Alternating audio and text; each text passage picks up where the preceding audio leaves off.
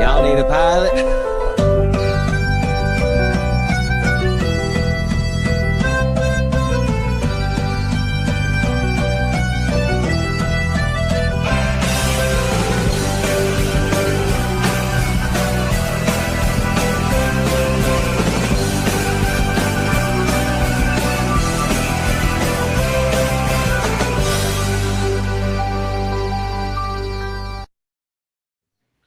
I'm hungry. Literally, like I'm fucking starving. I'm literally doing the show on an empty stomach. It doesn't help that it's my sister's birthday today, so the meal's gonna be very special. Everybody say happy birthday to my sister Kelsey. Kelsy.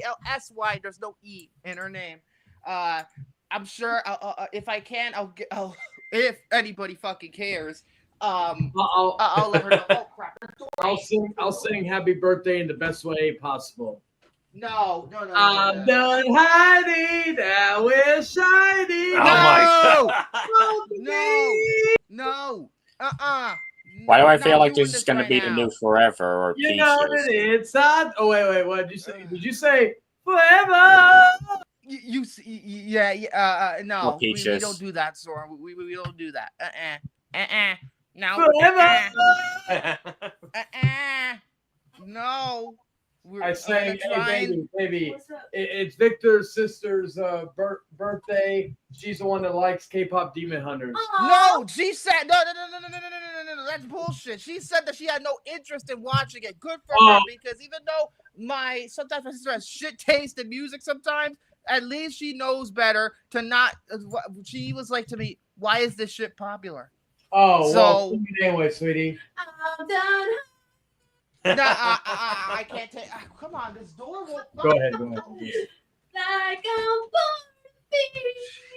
Oh God. Oh Jesus. Oh, I have to deal. Look, this is gonna be like this is the fucking new Anora. This is the new fucking punchline. Like literally, that's my new punchline. No, it's not the older one. The older one's in June, Hunter. It's the new younger one. It's the new Frozen. That's what my woman says. Guys, I hate to break tradition, but honestly, I don't feel like talking about the box office today. Why?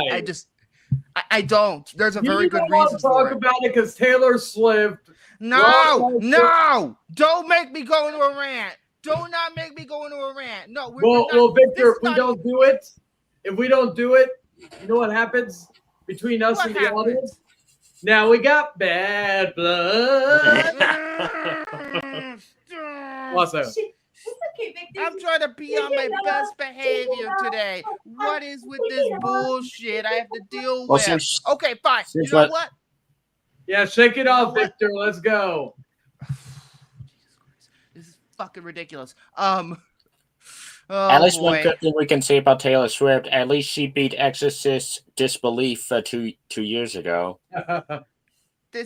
No, I'd rather sit at home than watch either one of them in the fucking theater. I'd rather sit at home. All right, fine. I was gonna say, Victor. Yeah, we're in. Remember, we're in the new eras. Remember? What do you mean we're in the? What do you mean? I thought eras. We've been in the new eras for a while. Let's go on tour. What do you mean? Just going on tour again? No, I'm just. It's a fucking thing to the eras, like that. Yes. You know what? Okay. You know what? Fine. Fine. I actually have a fucking new fucking sound clip that I could use every time I go into a rant, folks. Fine. I'll talk about the box office, but you know what? We're going straight to fucking rant mode. Rip headphone users.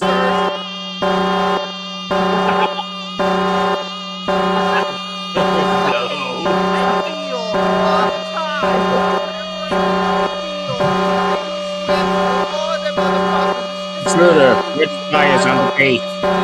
Hey, yeah, you are to feel it. Feel it all, because it ain't gonna stop. Oh my God. Oh, now. Intruder, Red Spy is on the base. Oh God.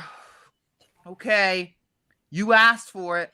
You asked for it. You want it. You I feel like rants do very well here. So you know what? Fuck it. We'll do it. We'll do it. Okay. I'm feeling nice today. I'm gonna be nice. So number one this week wasn't even a fucking movie, guys. It wasn't even a fucking movie. This is the ultimate scam. This is a scam. Even to people who are fans of hers, why the fuck would you go out and pay money to see this shit? You can listen to the album at home. Why the fuck does this make $34 million? This is not even a movie.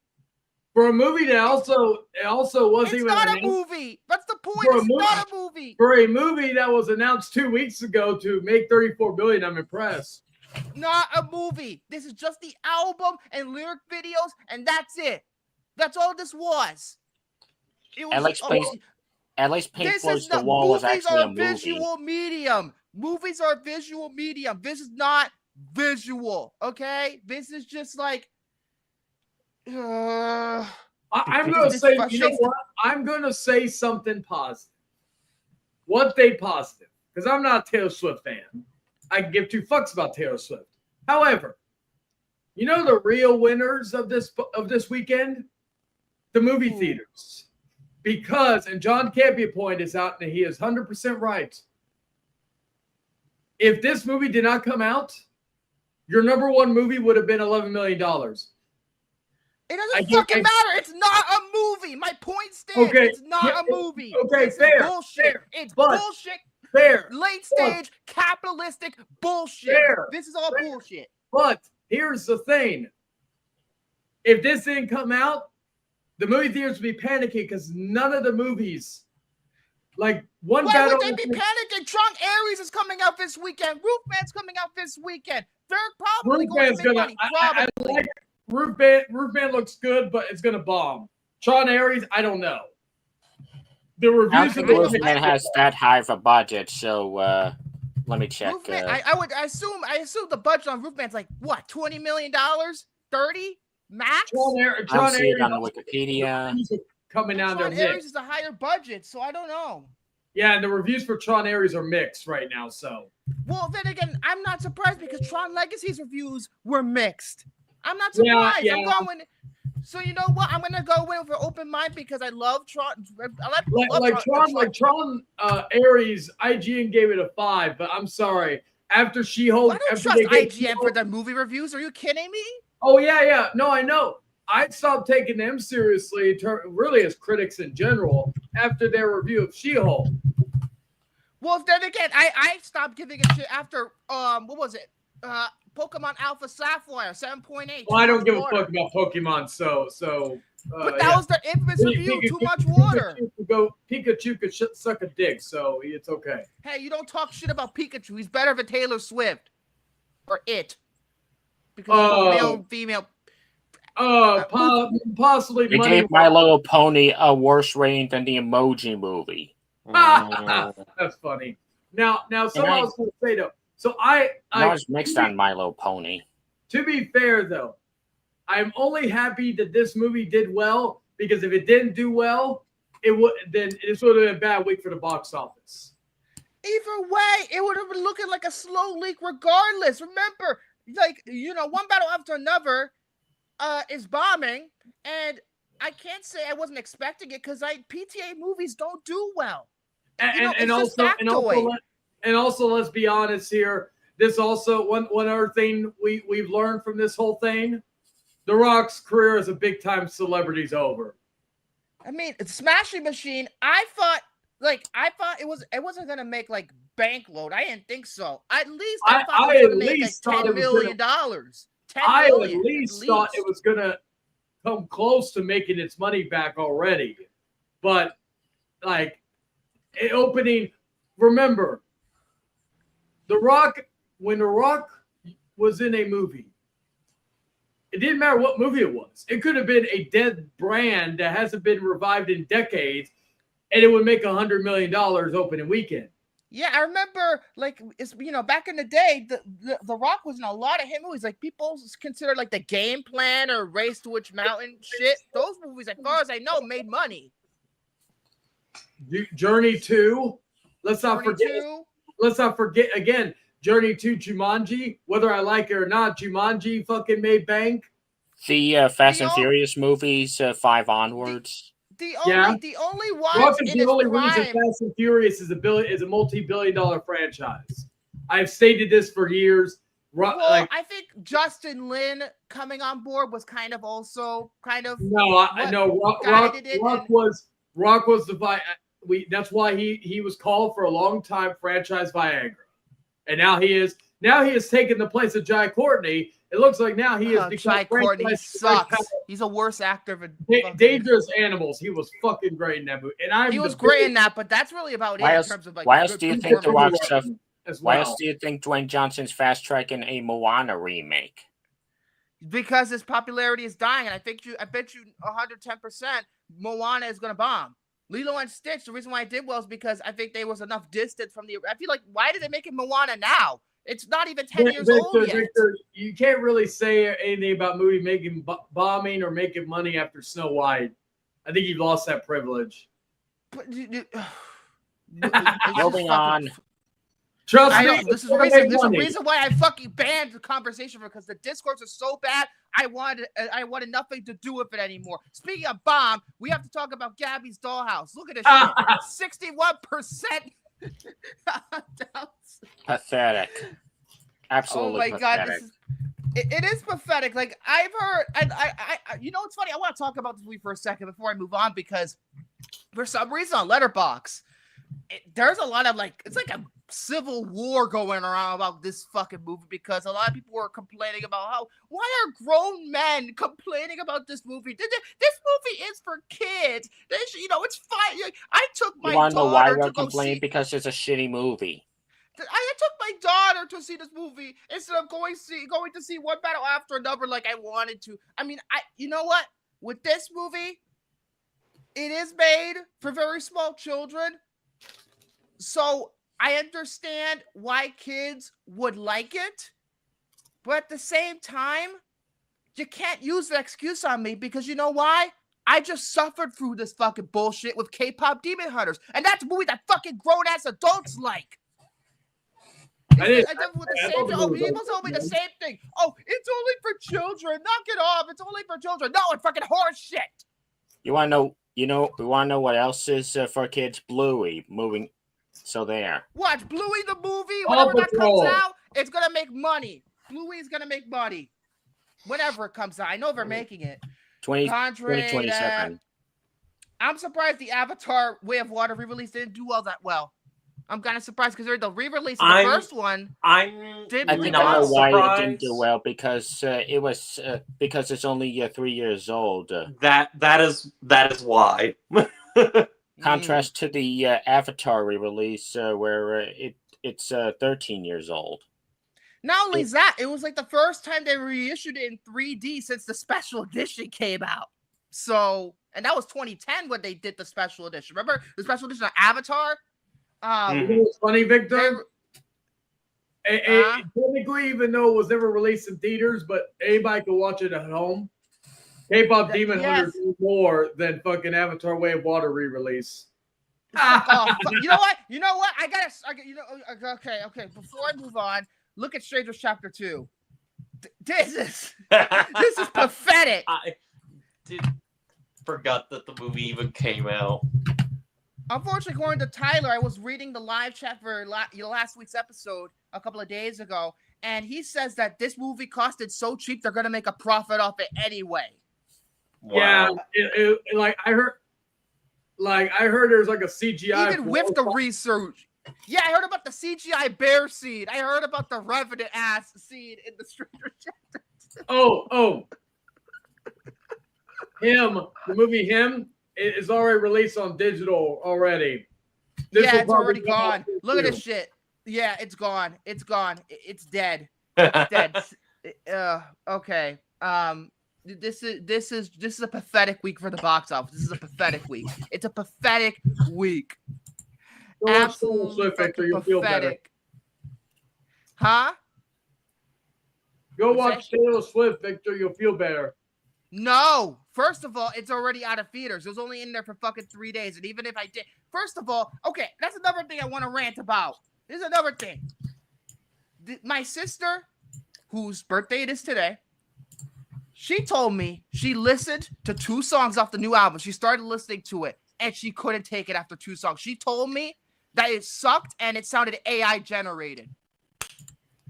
Congratulations, guys. $34 million off of pretty much what he considered, according to my sister, allegedly AI generated music. Taylor Swift is not an artist anymore. She's just a fucking brand. It's pathetic. Well, it's Victor, pathetic. It made $34 million. It's pathetic. I will not let that one go. I will not. You will not let it go because you belong with her.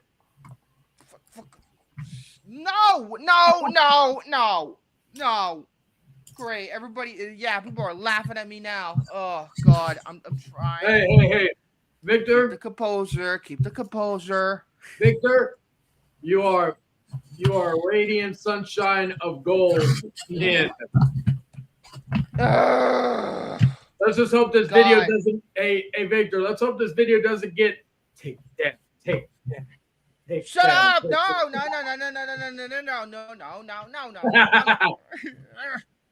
Hey, Victor, you won't make my. Victor, you won't make my. I'm not even gonna let you finish that joke because I know where it's going. You won't make my soda.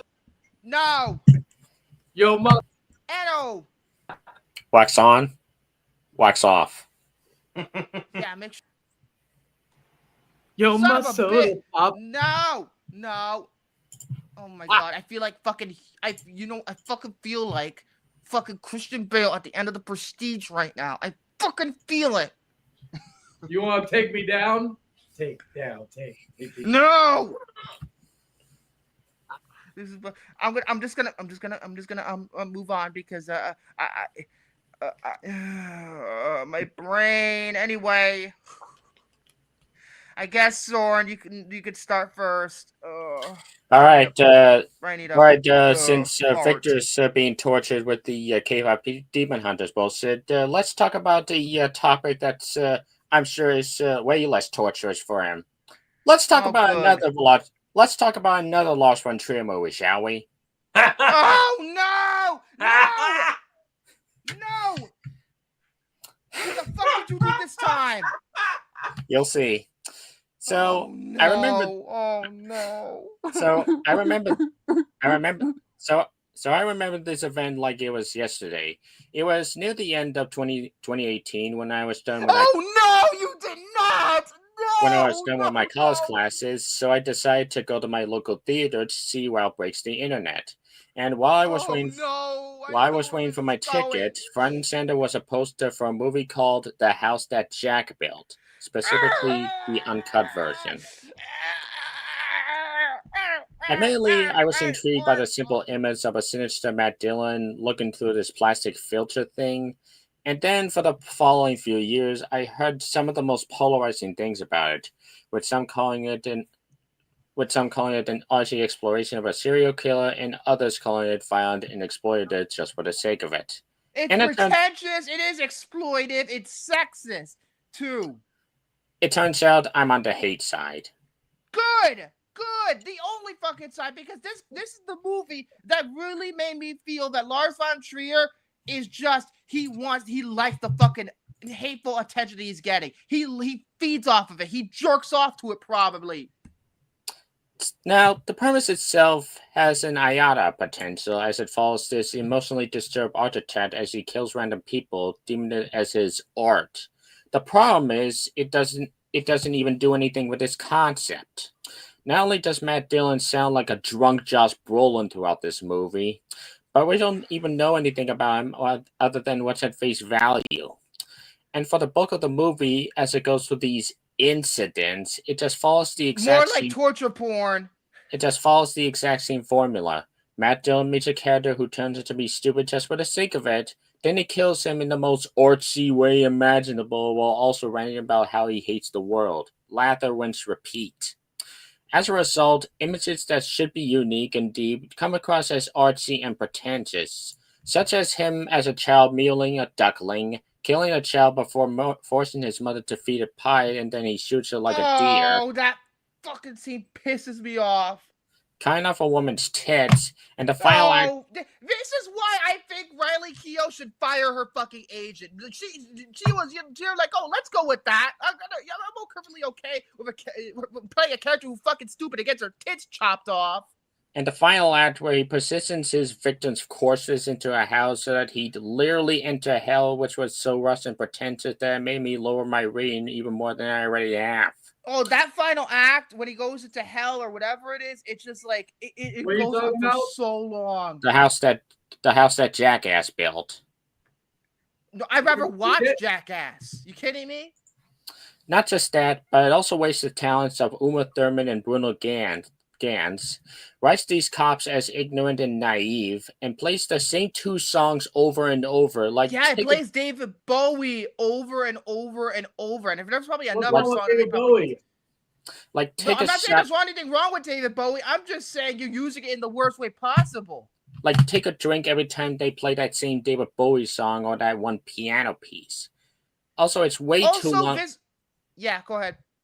It's way too long at 2.5 hours, with scenes that drag on and on for the sake of it. Hell, about an hour 40, it looked like it was going to wrap up with him recapping the previous murders and compare it to art, but no, it just keeps going. All in all, while this may not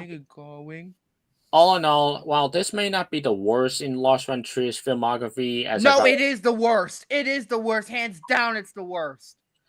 But it further cements that he's one of these directors who's not only style over substance, but also shock value over substance.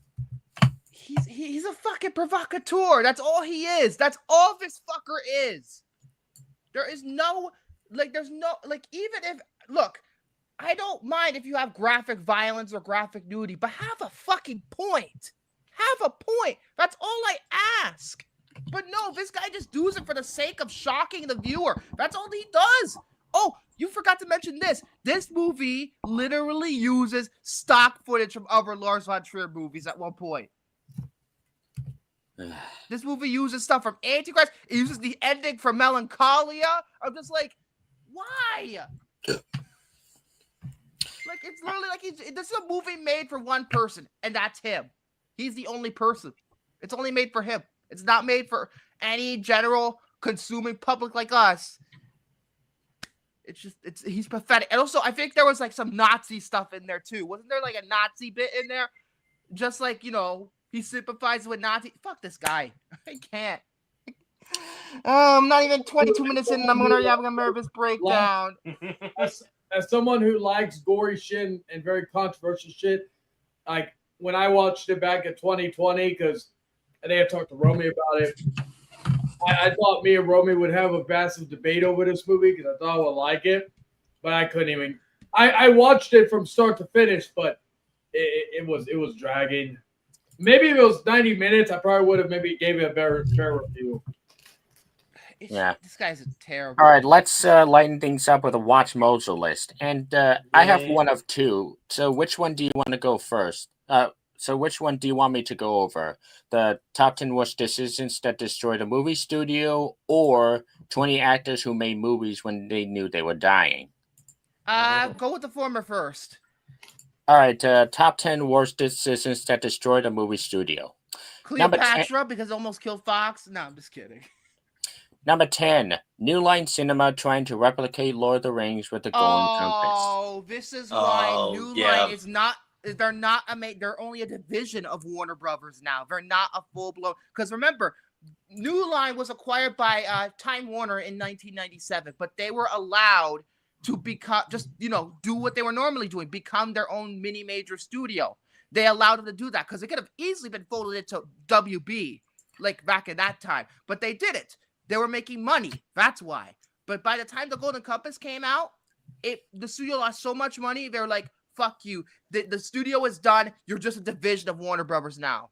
And that's why, even though New Line is quote unquote releasing movies by themselves again as of 2024, technically it's still a Warner production because the copyright belongs to Warner and the Warner logo has to appear at the very end of their movies. So to be fair though, New Line is still run by the same people who ran it like 30 years ago. So that's pretty cool.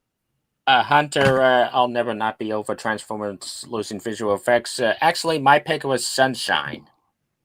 I go with Transformers any day in terms of visual effects. That just still looks good to this day. I can see that. Number 9, Ted Turner Pictures gambling on gods and generals. Oh my god! Oh Yeah. no! I think Jared would know about gods in general. Is Oh this my the sequel God. to Gettysburg? The sequel, prequel? I don't know what it is. A prequel to Gettysburg. Anyway, I heard it was fucking terrible. And like the extended director's cut that makes the movie nearly 5 hours long. No. Just very, No. just say very pro-Confederate. So the theatrical cut is not pro-Confederate? Well, no, it is, but even more so, and it adds a subplot with John Wilkes Booth, with some not so subtle foreshadowing about him doing a certain something to a U.S. president. Oh, Jesus Christ. Don't because I was interested in watching Gettysburg, but is that pro-Confederate too? It feels like this whole thing's fucked up. Gettysburg is, in fact, I was supposed to review Gettysburg, and I just it ended up like it went on the back burner.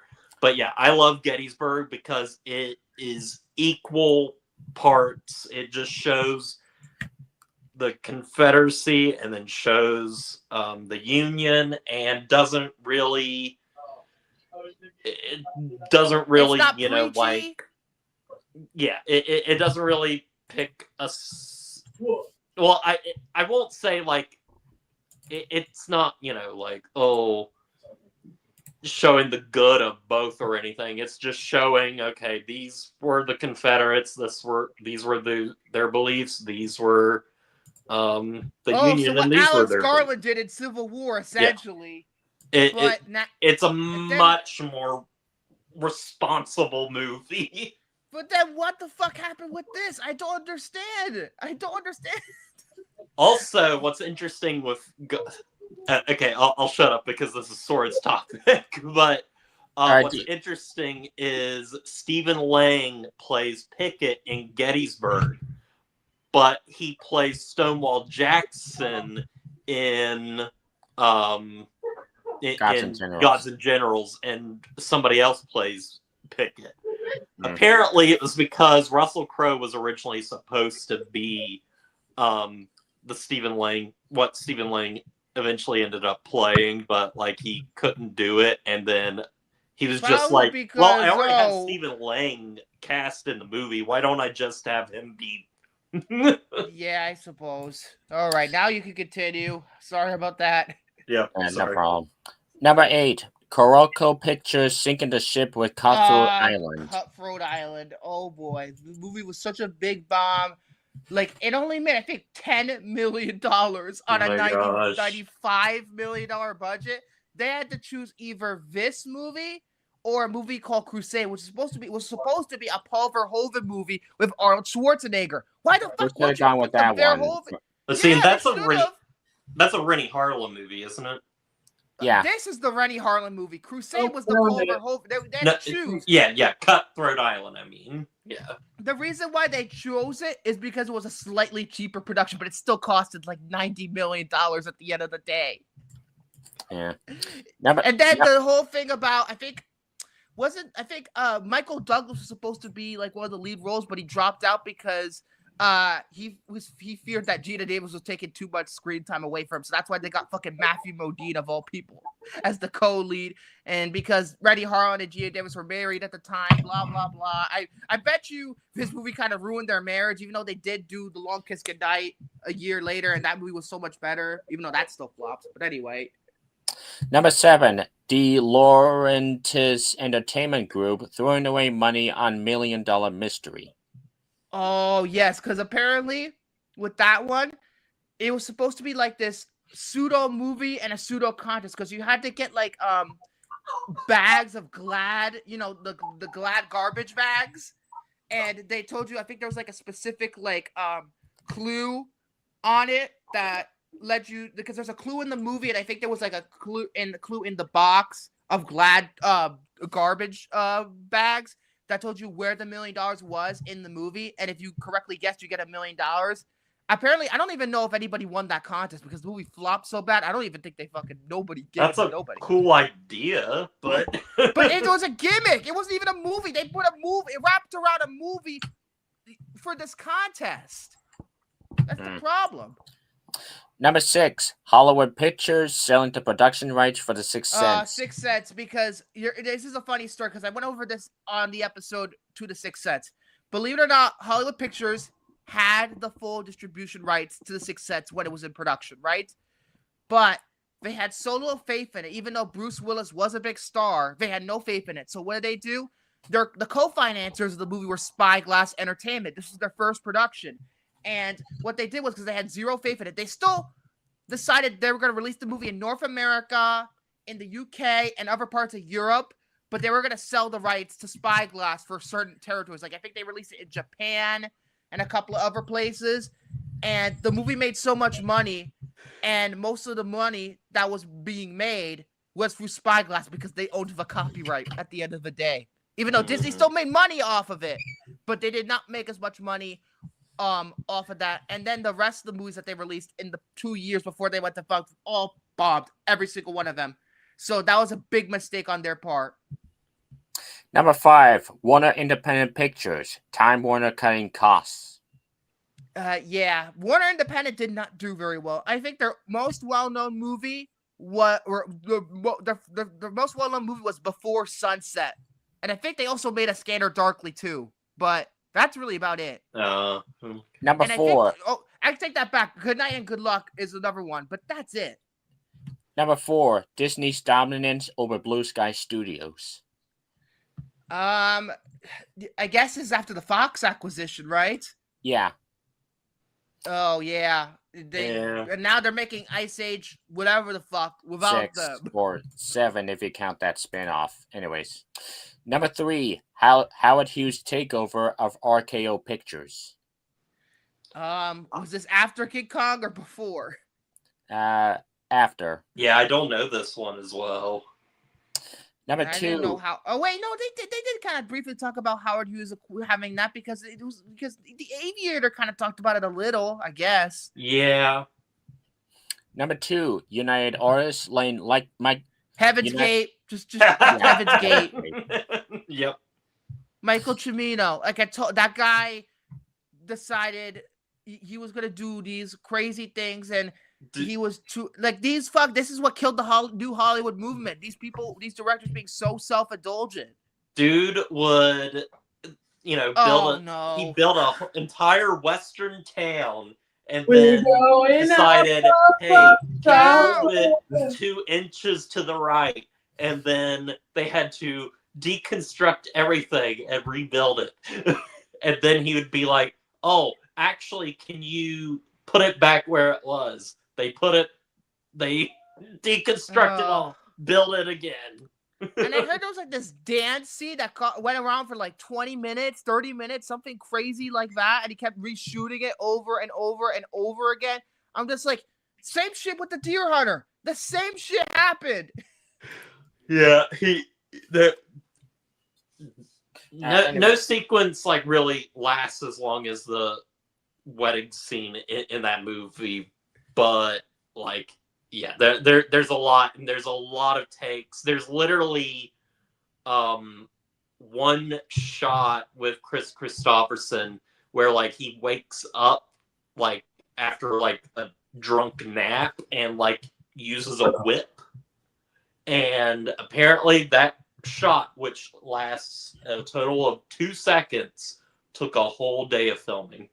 What the fuck? The one shot. Yes. That is ridiculous. Few dishonorable mentions. Zoetrope Studios laying Vanity takeover with One from the Heart. Oh, yeah. One from the Heart. Yep. That was a big bomb. Really want to see that one, though. Yeah. The Canon Group Inc. ruining Superman 4. Well, I would also argue Masters of the Universe. I'd also argue that, too. June Pictures. Andrew Duncan's misconduct allegations. the fuck is a Jude Pictures? The Florida Project. Oh, fuck them! I don't care about Sean Baker. Fuck them. Franchise Pictures thinking Battlefield Earth was a good idea. Get that joke out of the way. And finally, spending $137 million on Final Fantasy: The Spirits Within, Square Pictures. Oh, Square Pictures. That was the only movie that they made. And it's funny because I heard the movie's actually not that bad if you don't take it as a Final Fantasy movie. I really want to get the 4K of it. Because apparently it has all but shit to do with Final Fantasy. It's pretty much like a sci-fi action movie. Also, what's interesting with that movie, because of some recent news that's come out about the AI actress Tilly Norwood.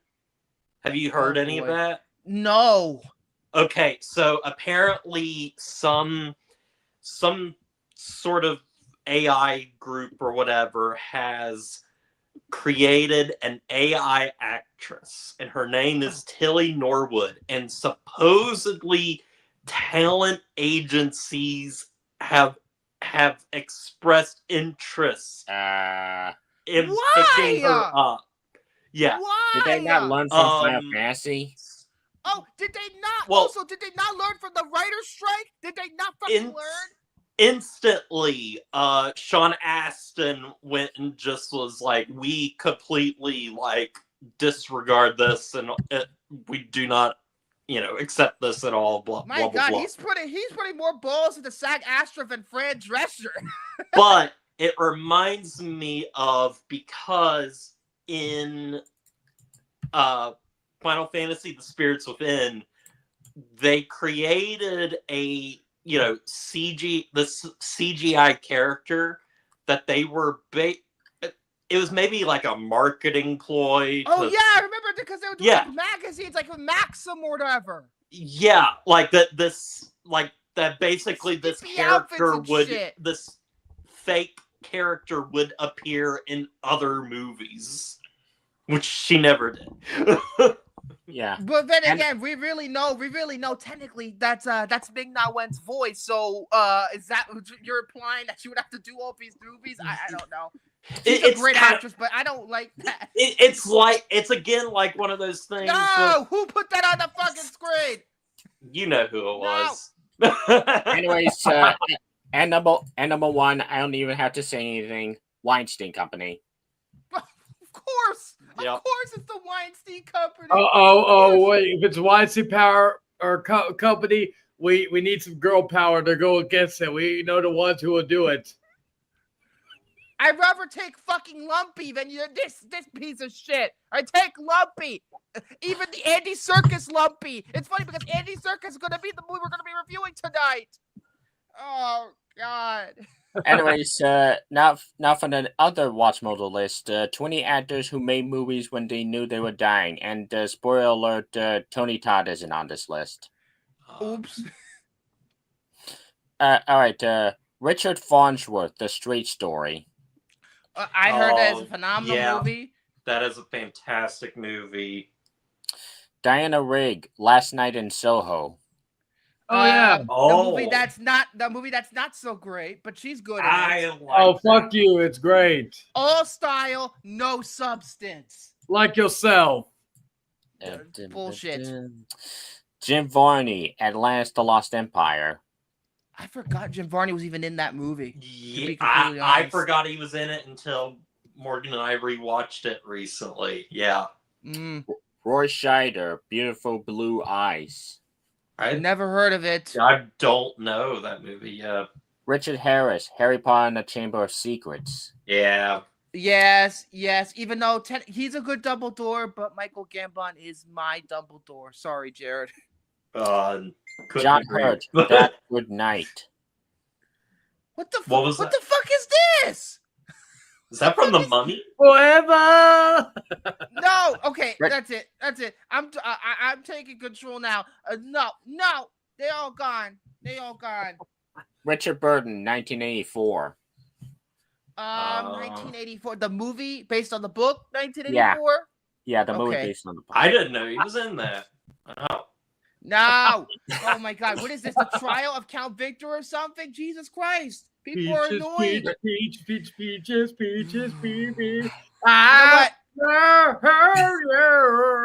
Good You're job, gonna continue. You're gonna continue. Change. You're gonna continue. You're gonna continue. You're gonna continue. You're gonna continue. You're gonna continue.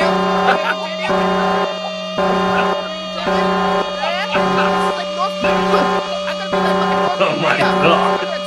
Julian back. Poltergeist 2. Oh, Poltergeist 2. What about Poltergeist 3?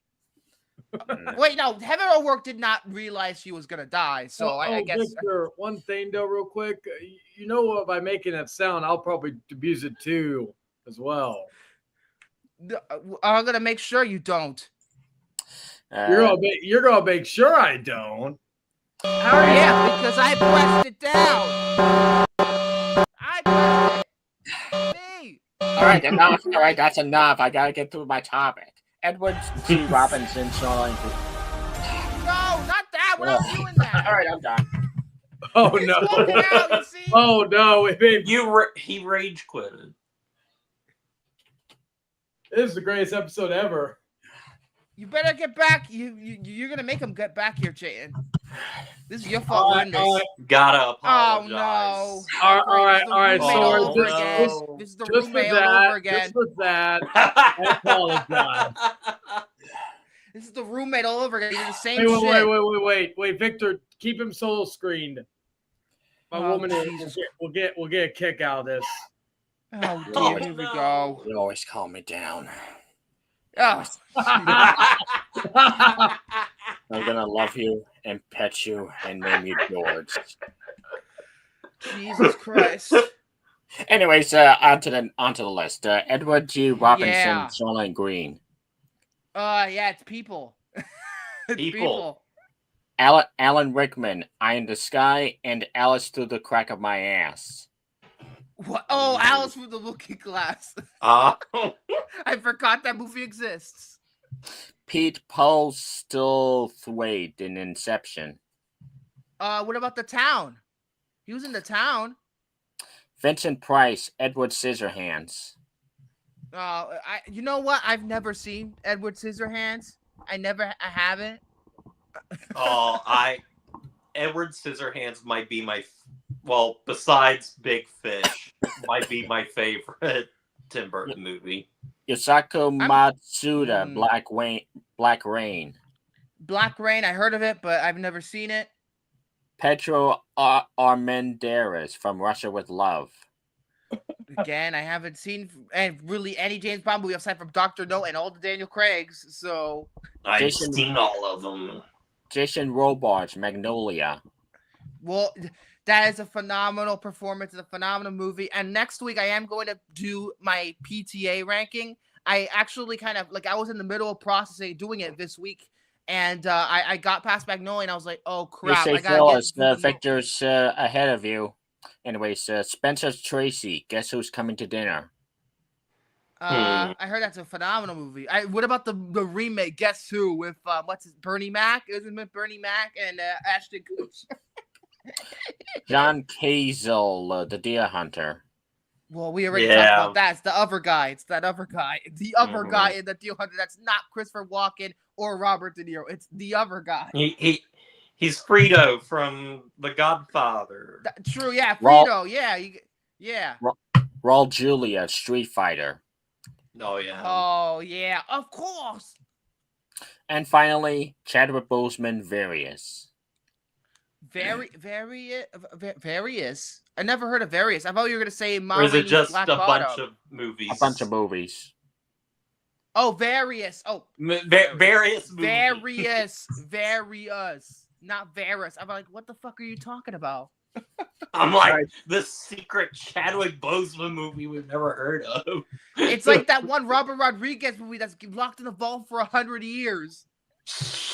All right, that's it for all my topics. Nice. Oh, okay. I'm gonna go now because I have a ranking to do. Like I said before, I was going to do the PTA ranking, but I haven't finished yet. I'm up to Punch Drunk Love. I watched about half of the movie before I had to watch the fucking Bills lose on Sunday night, which pissed me off. But I did finish watching all of Christopher Nolan's movies.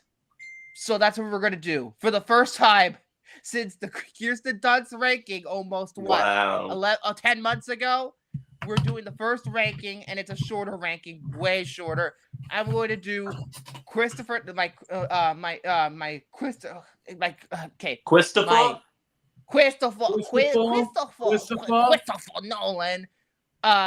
ranking.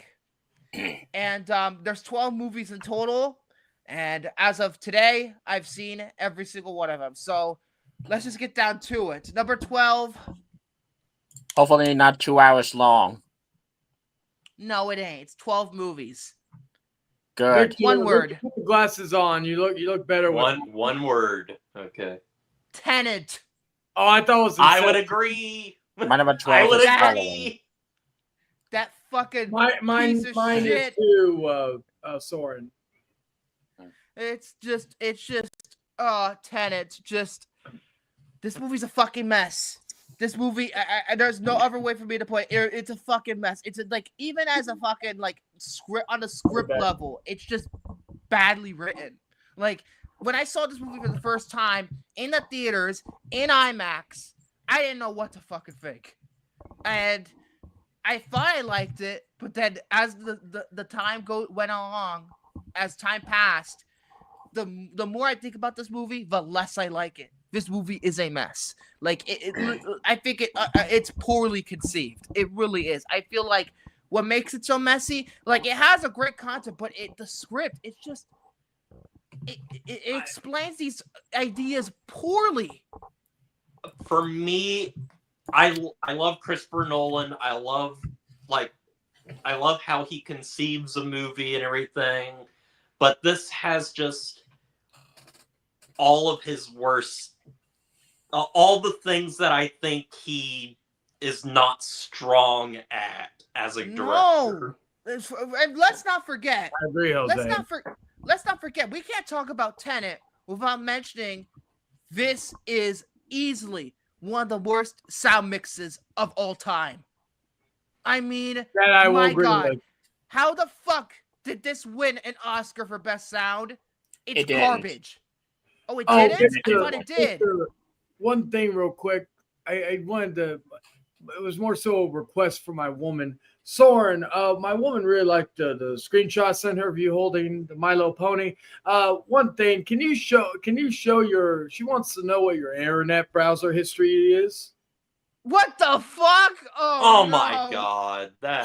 She can't kink shame, trust me. She's got some weird things of her own. But yeah, she would really like to see your internet browser. You could always send it to me, and then I could send it to her. We don't judge in this household. How about no? Damn. We said no, baby. Good answer, Soren. Okay, you're number 11. Well, I'm not finished with Tenet. I feel like the sound mixing is bad. John David Washington's character is literally named the protagonist. That's pretentious.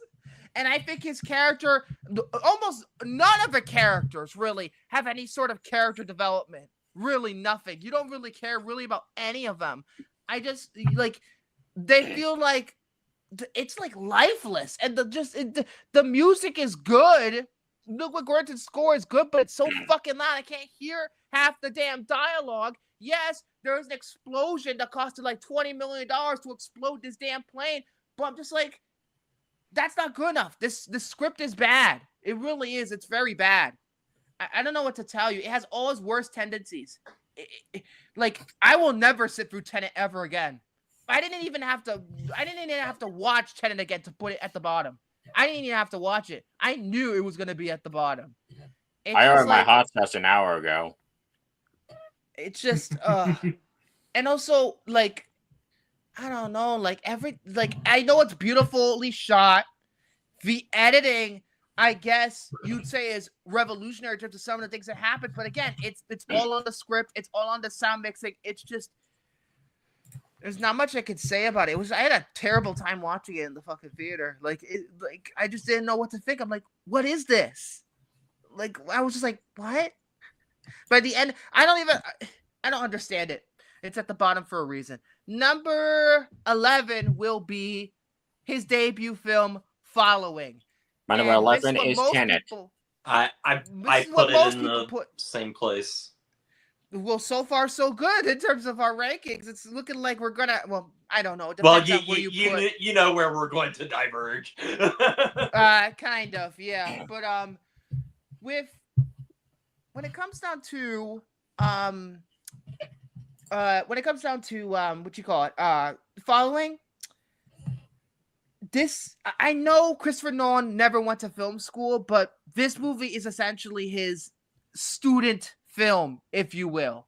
This really does feel like a Doodlebug short he did before. Oh yeah. I just feel like it's a genuine kind of short film. Like for a feature debut, I'm impressed at some of his like stuff that he likes to do. Like for example, the non-linear structure is in his first movie. And, I think it works pretty well for the most part. The reason why I don't put it high is because, for a movie that's very low budget, I don't even know how much this thing costs. I think no more than like what, £100,000. Yeah. Following it's just, 6,000. It's a very 6,000. Jesus Christ! But the acting. Like it's not bad, but it's like it's kind of amateur hour because most of the people who are acting in the movie were his friends at that point in his life. So it's like, it's like a home movie. Following it's kind of like a home movie, but I don't know if this was ever intended to be shown to the general public. It just came out, like it took a very long time for it to get released. I think it took the release of Memento for it to finally come out to the general public. And there's certain things in this movie that I really like in terms of foreshadowing his career, especially when they're gonna rob somebody's house and the door has the bat symbol on it. Fate works in funny ways when it comes to Christopher Nolan. And the ending, it's a mess. Like I don't know if they really thought things out all that through. I'm just like, what? Like that's it? That's how you're gonna end your movie? I feel like I'm not gonna hold it against it because this was him learning on the job. This is following essentially is him learning how to be a director while shooting this movie. And for what it is, it's fine, but I wouldn't really ever go back to watch it, to be completely honest with you. I really wouldn't. What would that be? 10? Yes, we're in the top 10. Number 10 will be Dunkirk. Number 10 is Dark Knight Rises. You're gonna hear Dark Knight Rises a little bit shortly, but with Dunkirk, on a purely like in terms of technical level, this movie is a 5 out of 5. Like truly, it's well shot. The sound is great. Hans Zimmer's score is great. It feels like I'm in the middle of the action in terms of seeing these guys trying to escape Dunkirk. But the problem I have with this movie is there's no character development whatsoever. That's what kills it for me. Every time. There is no character development. I'd rather... Well, I think it's more about the experience of war than really any character. If people who know me by now know that I care about story and I care about characters. And this movie has no character development. Yeah, in terms of the experience, yeah, but at the same time, I want character, please. I want character. I don't want it to be just some nameless soldier or whatever. I want to know how... This is why Saving Private Ryan works so well with me, because you got to develop these characters and know how they felt. However, I will take Dunkirk easily over The Thin Red Line because that movie is just fucking pretentious. But with like Dunkirk, that's... Huh? Pretentious like you? No, I'm not pretentious, or at least I try not to be. But well, don't get lost in your ways. Fuck off. But yeah, that's my main thing with Dunkirk. It's just I want character development, please. Number 9 is Interstellar. Which is my number 9. Oh, there you go. At least because people like Letterboxd will kill me for this, because apparently this is the most popular his most popular movie on Letterboxd. A lot of people really like this movie, and I do too. I love this movie. Yeah, all of his movies are 10 out of 10. I don't give all of his movies because Dunkirk, no. Tenet was a 2 out of 5. Following's a 3. Dunkirk, I think, is at 3 as well. This is like, I think we're jumping to like a 4.5 now for the rest, for not until number 5. These are all 4.5. So Interstellar, there's a lot to like about this movie. Like, it's a 4. Don't get me wrong, I love this movie, but there's a couple of things that hold it back for me. Number 1, once again, sound mixing is a problem. I mean, my God, when the docking sequence, I can't hear what fucking Matthew McConaughey is saying because the organ is so fucking loud. But there is a lot of good about it. I think it's a very emotional film. I think in a lot of ways this movie reminds me of the movie, if you've ever seen Contact, the Robert Zemeckis movie. Interstellar reminds me a lot. That's pretty solid. I prefer Contact over Interstellar. I saw that movie for the first time last week. I absolutely loved it. I prefer it over Interstellar, to be completely honest. But I still love this movie. The cinematography is great.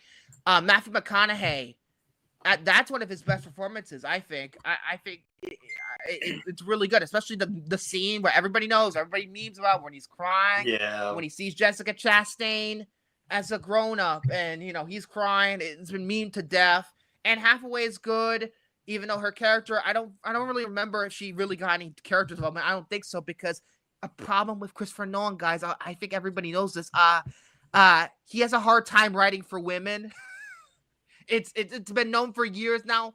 He has a hard time writing for female characters, and I feel there's only a handful of characters that I feel female characters that he wrote very well. But I don't remember. Anne Hathaway didn't really get that much development. Who voiced the robot? Was it Ed Harris who voiced the robot? Because I'm having a hard time remembering.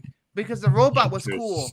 Diller. I think it was Ed Harris, right? Or was it somebody else? Tar's Bill Irwin. Oh, okay. I thought it was Ed Harris. Oh, wait. I was mixing up with Gravity. I'm sorry. Because Ed Harris was in Gravity. I'm sorry. What else I could talk about? I think I don't hate Matt Damon's character like everybody else does. People think that Matt Damon kind of kills this movie for a lot of people. I don't really think so. I find his character kind of interesting. I also find it interesting how he gets killed off. But yeah, it's a very good movie. I just something I need to rewatch again. But again, sound mixing bad. Number 8, The Dark Knight Rises. Number 8, The Prestige. The Dark Knight Rises. Look, the first 2 acts of this movie it's a masterpiece. I'm like, holy shit. Christopher Nolan's gonna end this trilogy on a high note. I love the characters, especially I love the dynamic between Bruce and Alfred in this movie. I think it's the strongest in that entire trilogy, and we all know I love that dynamic in general, because I feel like, especially with Michael Caine. Michael Caine, in my opinion, is the best Alfred we ever had. I truly do think so. Andy Serkis could be up there if he gets more to do in the Batman Part 2, but we'll see. My personal favorite is Jeremy Irons. I know I may be Jeremy Irons. When was Jeremy Irons Alfred? BVS. Oh wait, Batman vs Superman. BVS. And Zack Snyder's Justice League. But I prefer Michael Caine. Easy. When I think of Alfred, I always think about Michael Caine. Whenever I think about Alfred, that's who first comes to mind. Even before like the cartoon or Michael Gough in the original Tim Burton, Joel Schumacher Batman movies. He always comes to mind. And I think Bane is an amazing villain. The problem with this movie, and also Catwoman, Anne Hathaway, great in this movie. The problem, the third act. Just the third act. I mean, oh my God. But the third act, they try to subvert all expectations. Oh, Bane's not the real bad guy. Oh, Marion Cotillard is. And it doesn't fucking work, not even for a fucking second. And Bane gets killed off like a fucking pussy. He really does. For how intimidating he was in the first 2 acts, he just gets killed off like a fucking chicken. And I think wasn't there like something recently where Marion Cotillard kind of regretted how she played the character, or she didn't like how it all went out? I don't really remember. I think Hunter was talking about this at one point in live chat on one episode, but she did die hilariously. So. Oh, it just. But I do like the very end, like the last 5 minutes. But the rest of the third act, I don't even mind him, going back to Gotham. Not it's really like people say the plot hole about him going back to Gotham. That didn't bother me. The rest matter. did. The rest did. I don't care about that. The rest bothered me until the last 5 minutes when he sacrificed himself and the Robin, Joseph Gordon-Levitt and all that. I like that, but I don't know. The third act kind of kills it for me a little bit. So anyway, number 7 is Memento. Number 7 is Insomnia. This is a brilliant movie that has no rewatchability factor for me, because once you know the twist, and it is a game-changing twist, I just don't feel like watching it ever again. Show one best screenplay over Gosford it's Park. A brilliant movie, don't get me wrong, but it's not very rewatchable to me. It's not. Once you know the twist, watch it a second time, that's it. You don't really need to watch the movie really ever again. That's just my view on it, though. But I think it's truly brilliant. Guy Pearce is great.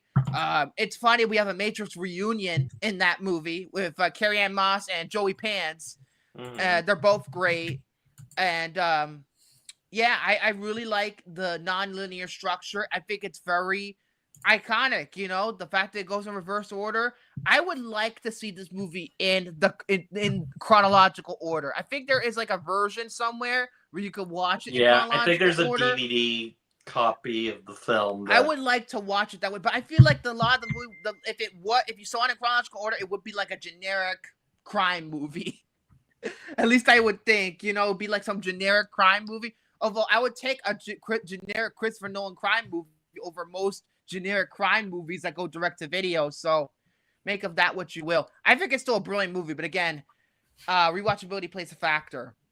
Number 6, Insomnia. Number 6 is Oppenheimer.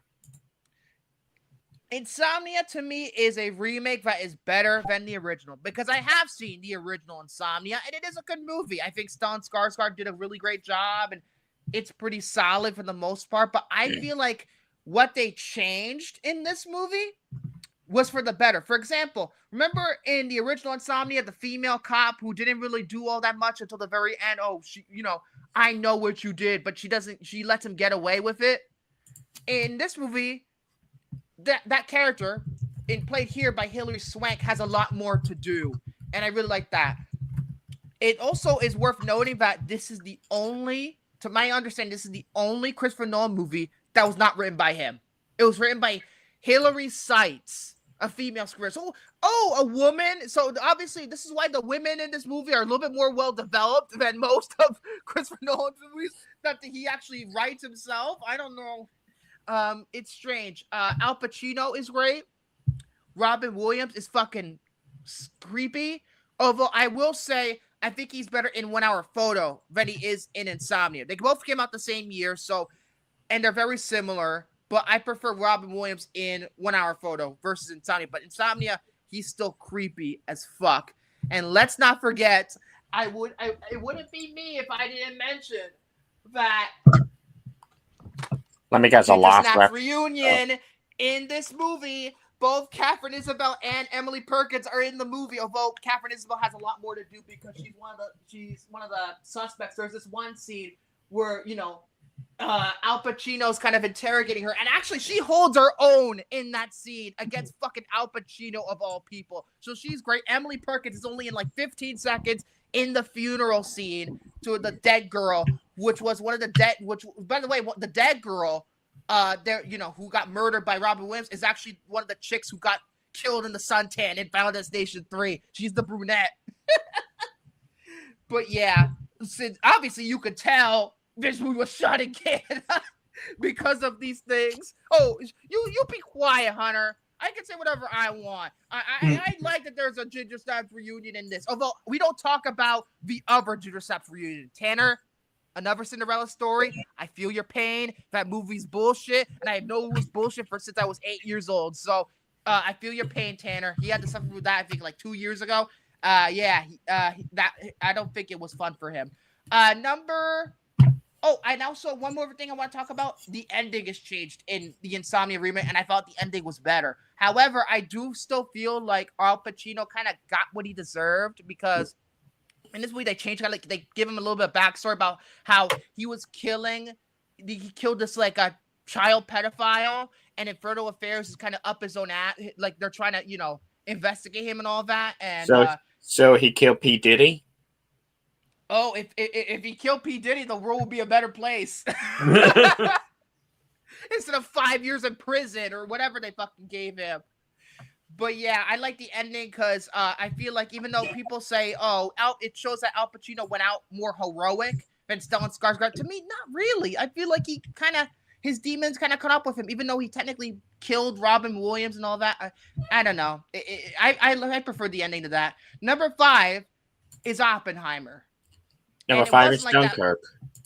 Number 5. The reason why I put it this high is because of the rewatchability factor after my horrible experience watching it in the theater. Watching it at home, I feel like I was able to understand the movie better because the sound was fucking better on the 4K than it was in my fucking cheap ass theater that showed it in 70 millimeter. Yet the sound was fucking terrible because the explosion was so loud and I couldn't hear half the damn dialogue. Cillian Murphy, he won the Oscar for a reason.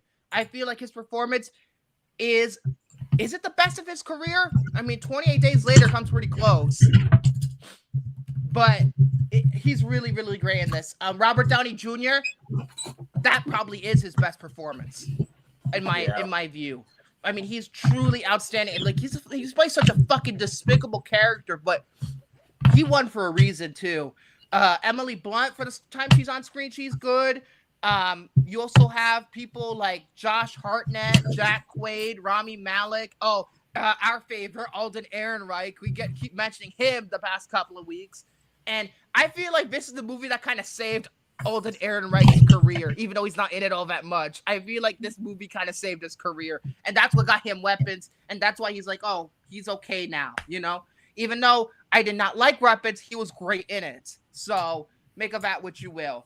And the explosion, it's just honestly that explosion scene, like the intensity leading up to the explosion is scarier than most horror movies that I watch these days. I felt like it was scarier. Minor nitpicks about Oppenheimer. Again, Christopher Nolan doesn't know how to write for women. Florence Pugh's character, what's that? I know it's based on a true story, but that's all her character is. She just fucks Oppie, and that's it. And she kills herself. That's it. We got to see her topless. Yeah, but I'm talking about character-wise, like in terms of the script level. She did good, and it was her. It's very nice to see her top. But you know what? What's better? Her ass is better than. But yeah, great. I'm already rambling. Great. I'm just turning into the fucking horniest episode. But great. Damn Scorpios. Great ass. And you got your head all the way up it. Yeah, I love this movie. It's a great movie. It is a little long, which is why it's not as rewatchable as my top 4. But I still think it's an achievement. And he won Best Picture for a reason. It's funny because we mentioned Al Pacino because excuse me, I have to make my little imitation. In the envelope, it says Oppenheimer. Yeah. Oh man, it's funny that he started Insomnia and he gave Nolan his Best Picture award, and he fucked it up. In the envelope, it says Oppenheimer. What a weird boy. thing. Number 4 is The Prestige, so I'm not gonna talk about it because we'll do that later. So number 4 is Inception. You know what? Number 3. My number 4 is also The Prestige. Jesus Christ, this is scary, Jared. And we're gonna have the same top 3. This is scary. Well, you know that I rank The Dark Knight Rises very high. Oh, number 3 is Batman Begins. Number 3 is Memento. Batman Begins is the start of the Christopher Nolan Dark Knight trilogy, and I think even though the Dark Knight is a better movie, the Batman Begins is the one I rewatched the most. It is endlessly rewatchable. I just think that this is the first time. Yeah, I haven't really seen the Tim Burton Batman, so I can't really comment on it. But I feel like this got Batman right. I think it did. It's one of the first times that truly got Batman right. Christian Bale is iconic in this role. He's my Batman. Rob Pattinson, he would be my Batman, but I want to wait for the fucking sequel. So it's still Christian Bale for right now, but he's my Batman. Liam Neeson as Ra's al Ghul, amazing. That's one of his best performances, alongside the Naked Gun and Schindler's List. Folks, I don't think Katie Holmes is that bad as Rachel. I think she's actually pretty good. I actually think she did a really good job. People just hated on her because of the whole Tom Cruise situation. And probably Dawson's Creek, nobody could take her seriously. That's probably why, too. But I think she was pretty good. I feel like if she carried on to The Dark Knight, I thought she'd be pretty good as well. I don't know. Nolan clearly casted her for a reason. And, I thought she was pretty good. Morgan Freeman, awesome. Michael Caine, like I said, brilliant. I really love the origin story. I love how they told the origin story. I like the almost like compared to the other movies in the trilogy, this has the most comic book elements in it. And that's what makes it stand out, because like the subways and the hoodlums or whatever the fuck you call that part of the city where some of the movie takes place in, it's very comic book like. And then The Dark Knight, Gotham looks like fucking Chicago, because it technically it is Chicago. They filmed it in Chicago. And I kind of, in some ways I understand why he made that choice to do that, because it make it more realistic, but I think the comic book aspects of it were pretty cool. Number 2 is The Dark Knight. This is a masterpiece. It really is a masterpiece. 2? Yes. There's a reason, motherfucker. Because I think Jared and I have the same number 1. Number 2 is Batman Begins, and number 1 is The Dark Knight. Go on. There's a reason why I'm putting Dark Knight at number 2. There's a reason. It's not a number 2. It is a masterpiece. Heath Ledger as the Joker. That's the best Joker. That is the best Joker. I feel like Heath Ledger, 9 years prior, did 10 Things I Hate About You. And then 9 years later, he blew everybody away as the Joker. Like, talk about rage. He did fucking 10 Things I Hate About You, and then he was this great as the Joker. I mean, it is way too bad that he passed, because imagine what he could have done after this. Maybe in The Dark Knight Rises, they would have brought back the Joker had he been still alive. Maybe that was the plan. I don't know the original plan, but he's just brilliant.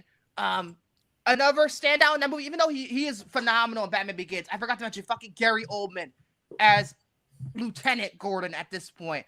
I love this version of Gordon so much. He's my favorite Gordon. You could tell.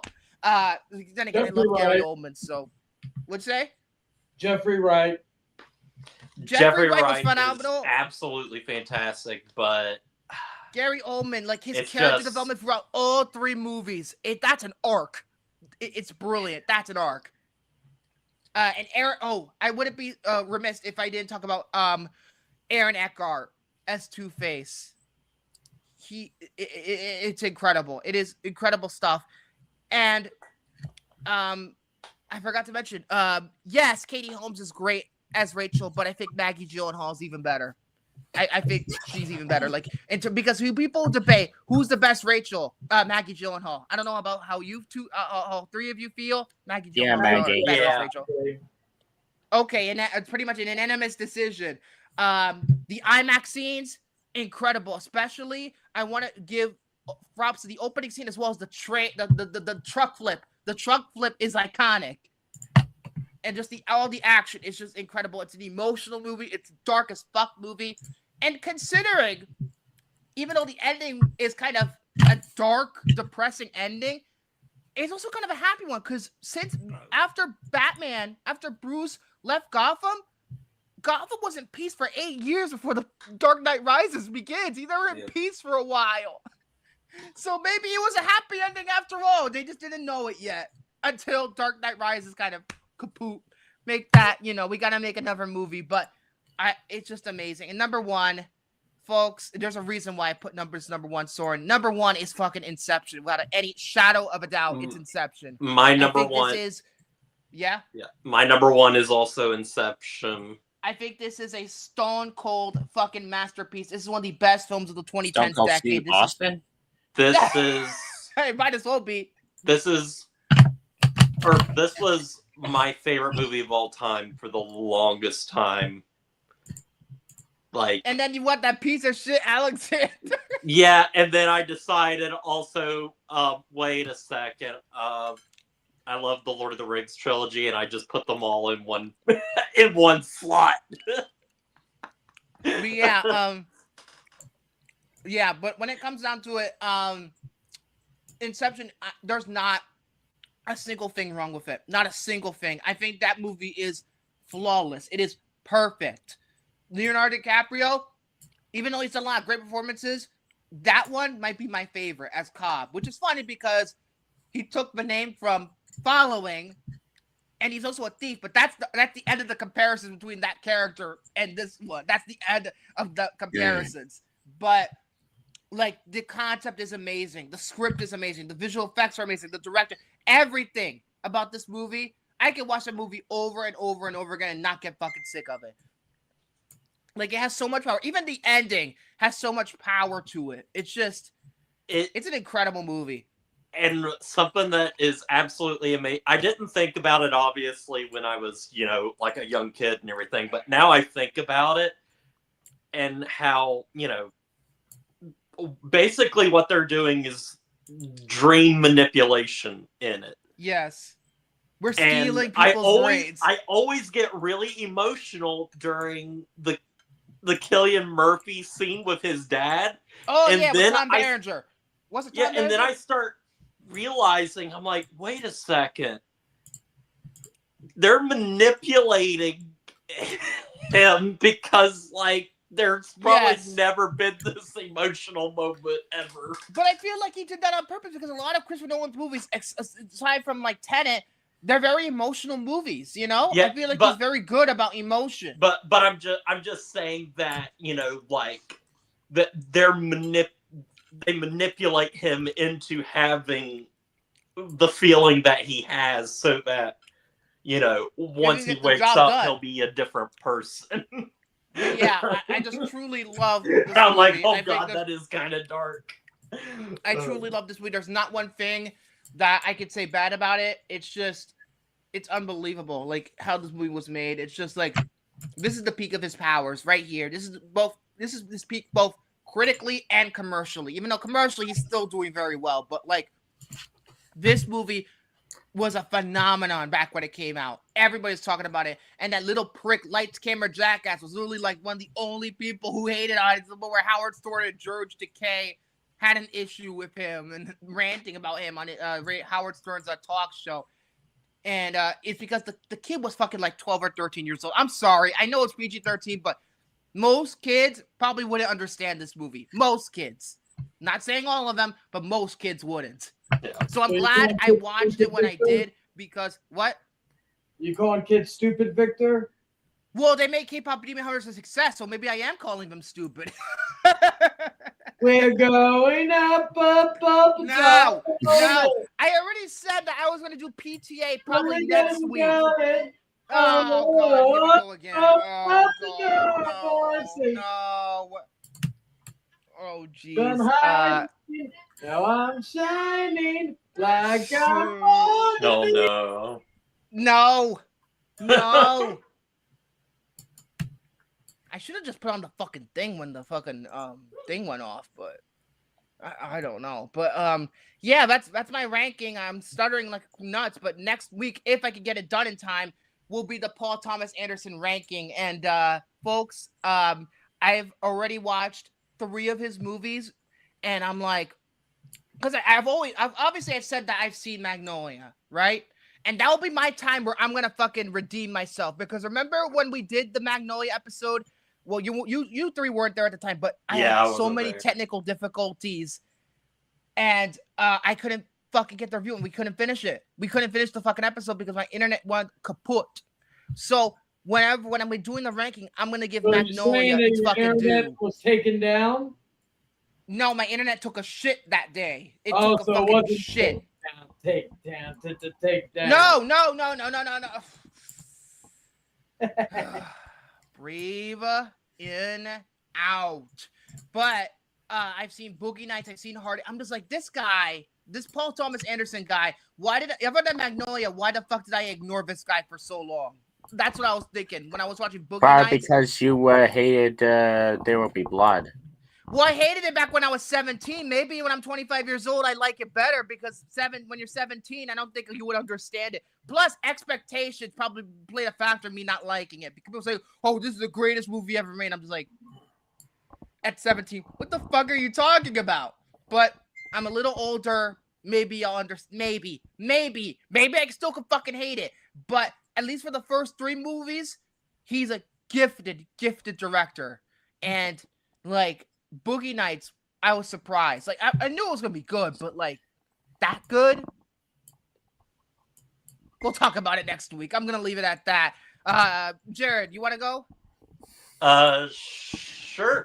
Well, I forgot you were talking about doing a PTA ranking because I'm going to be talking about a movie that you just mentioned. Oh boy, let's talk about it. So you might have to save some of your thoughts, or maybe you can. Maybe I can get it done now. If it's Magnolia, I can get it done fucking right now. It is not Magnolia. What's up, all right, fine. Let's do One Boogie pal. Nights. Unless you watched Hard 8, but Hard 8 is good. But it was his debut. It's But so with One Battle After Another coming out, and I was okay. Like trailers came out for this movie and everything, and I really like PTA, and I've seen some of his later stuff, and some of that stuff I have not seen in a very long time. But the one that I have seen and I've watched a lot is There Will Be Blood. I love that movie a lot. I've seen The Master, and I saw Phantom Thread, but it's been so long that I just don't have any memory of them or anything. So it would, going through and watching some of PTA's movies, most of his movies, is going to be like completely fresh for me. Dibs, knock on wood. So yeah, so with the new movie coming out, I was definitely interested in finally watching some PTA movies, and like week before last, I just on YouTube, I watched this video or whatever that was talking about PTA and kind of comparing his earlier films to where like he was definitely you could definitely see more of the influences of like his favorite directors. Like with Boogie Nights, you can clearly see the Scorsese influence. And with Magnolia, you can see like the Robert Altman influence. And then it's right around the time of There Will Be Blood that he finally kind of I'd say Punch Drunk Love too. I think so too with that, from what the video said too. So it made me really interested in not only going and visiting some of PTA's earlier works, but also Robert Altman, because I've never watched a Robert Altman movie. So maybe I'll watch Nashville. I have to look. Maybe I'll watch Nashville or even Popeye. Oh, Popeye. Oh, boy. But anyway, yeah. I was either going to watch Boogie Nights or Magnolia, because I wasn't on the Magnolia episode. And so it was either between those two, but I was like, I'll do Boogie Nights because it came out before Magnolia, and I don't think Part 8 is anywhere like on streaming or something. I think it's on Paramount Plus, but Magnolia, that's your fucking homework. You watch fucking Magnolia. I'm gonna have a lot to say when it comes to next week. Boogie Nights, I have the Criterion channel, and they've put some PTA movies on there. Magnolia's on there right now too. Okay, great. So anyway, I was watching Boogie Nights, and I have heard a lot of about this movie. In fact, last week we even was it Soren's list, or was it your the Burt list? Reynolds. It was Soren's list. It was, it was mine. It was mine. It was mine. I did that list. I'm sorry, I forgot what I did. So I was very interested, and I know one of my best friends really loves this movie too.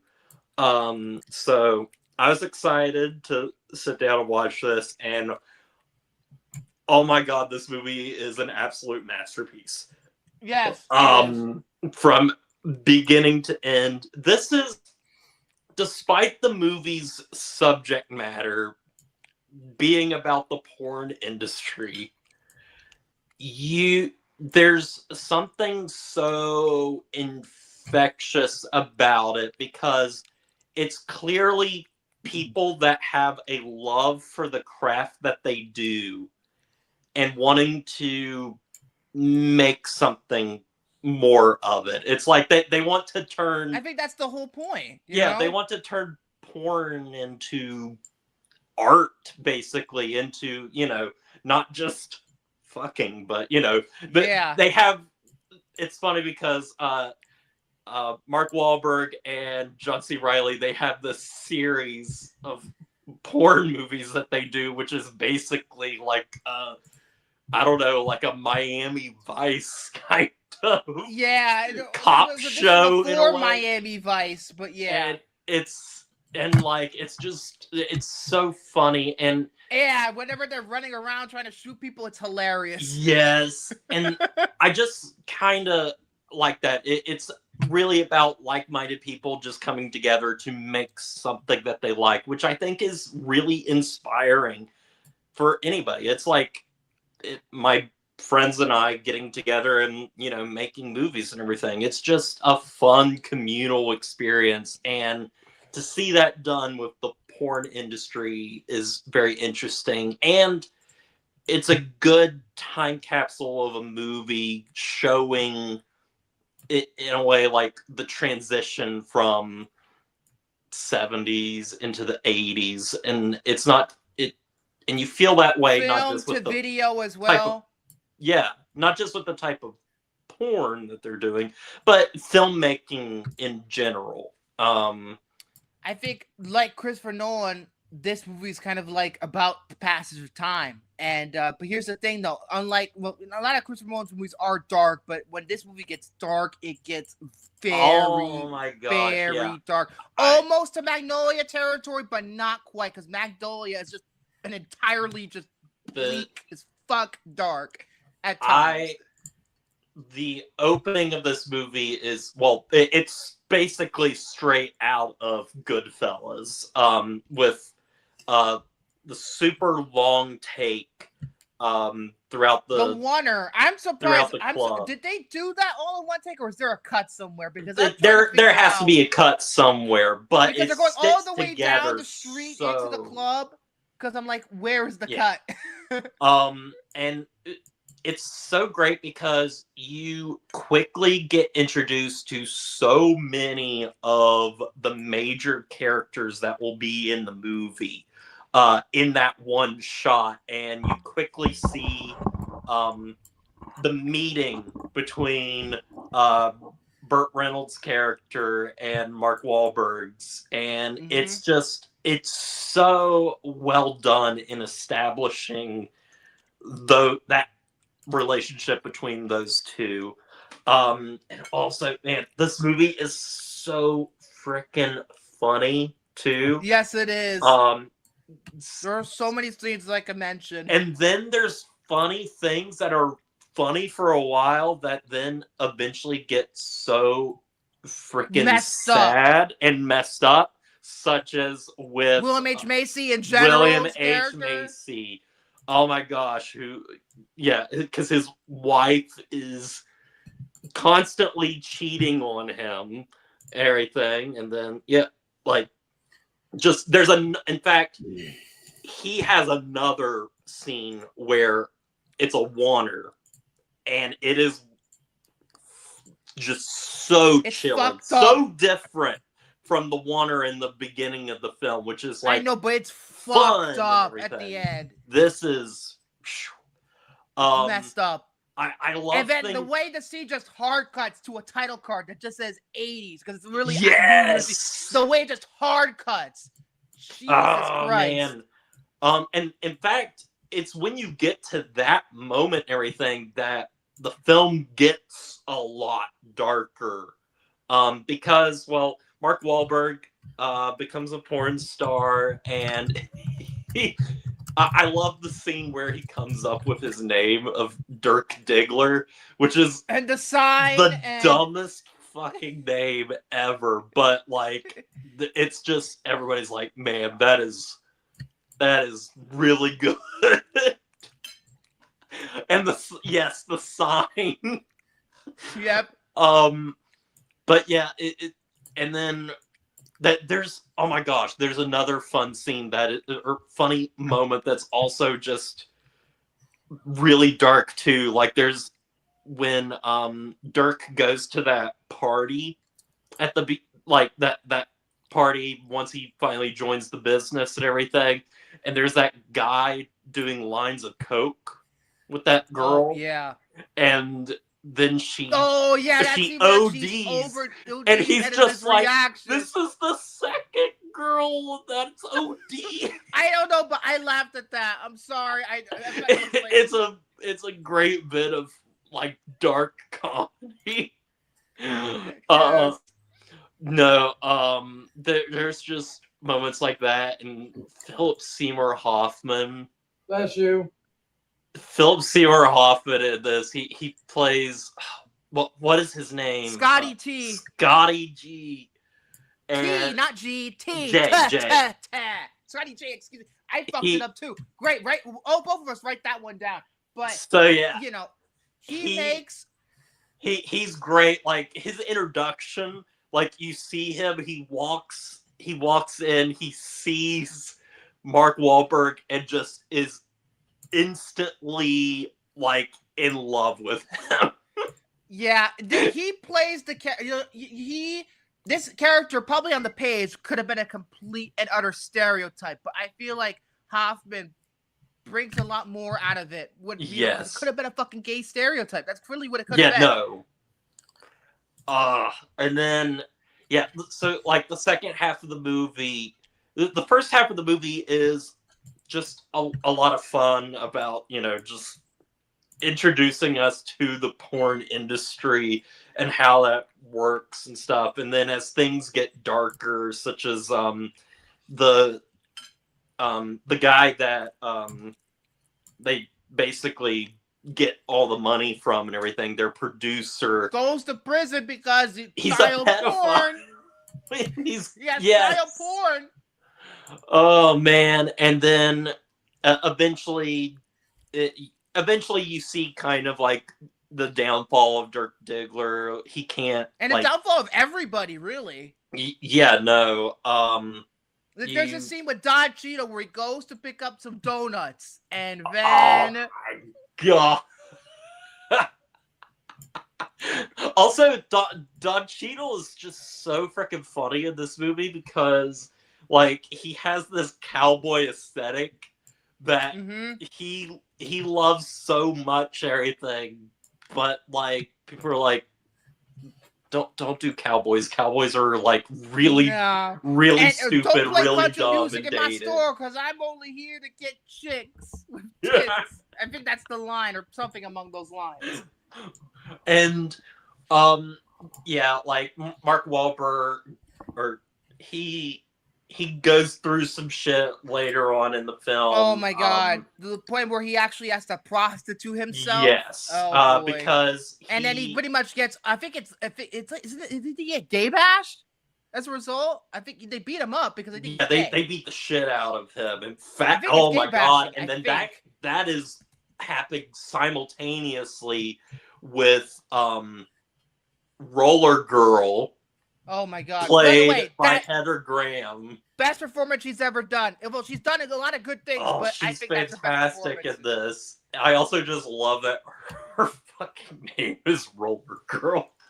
Yes. But yeah, like well, that's not her real name. Remember that fucking scene? They tell you the real name right there. Yeah, there is a scene with her where she's in this limo and basically they're picking guys off of the street and everything to basically interview with her, then, have sex.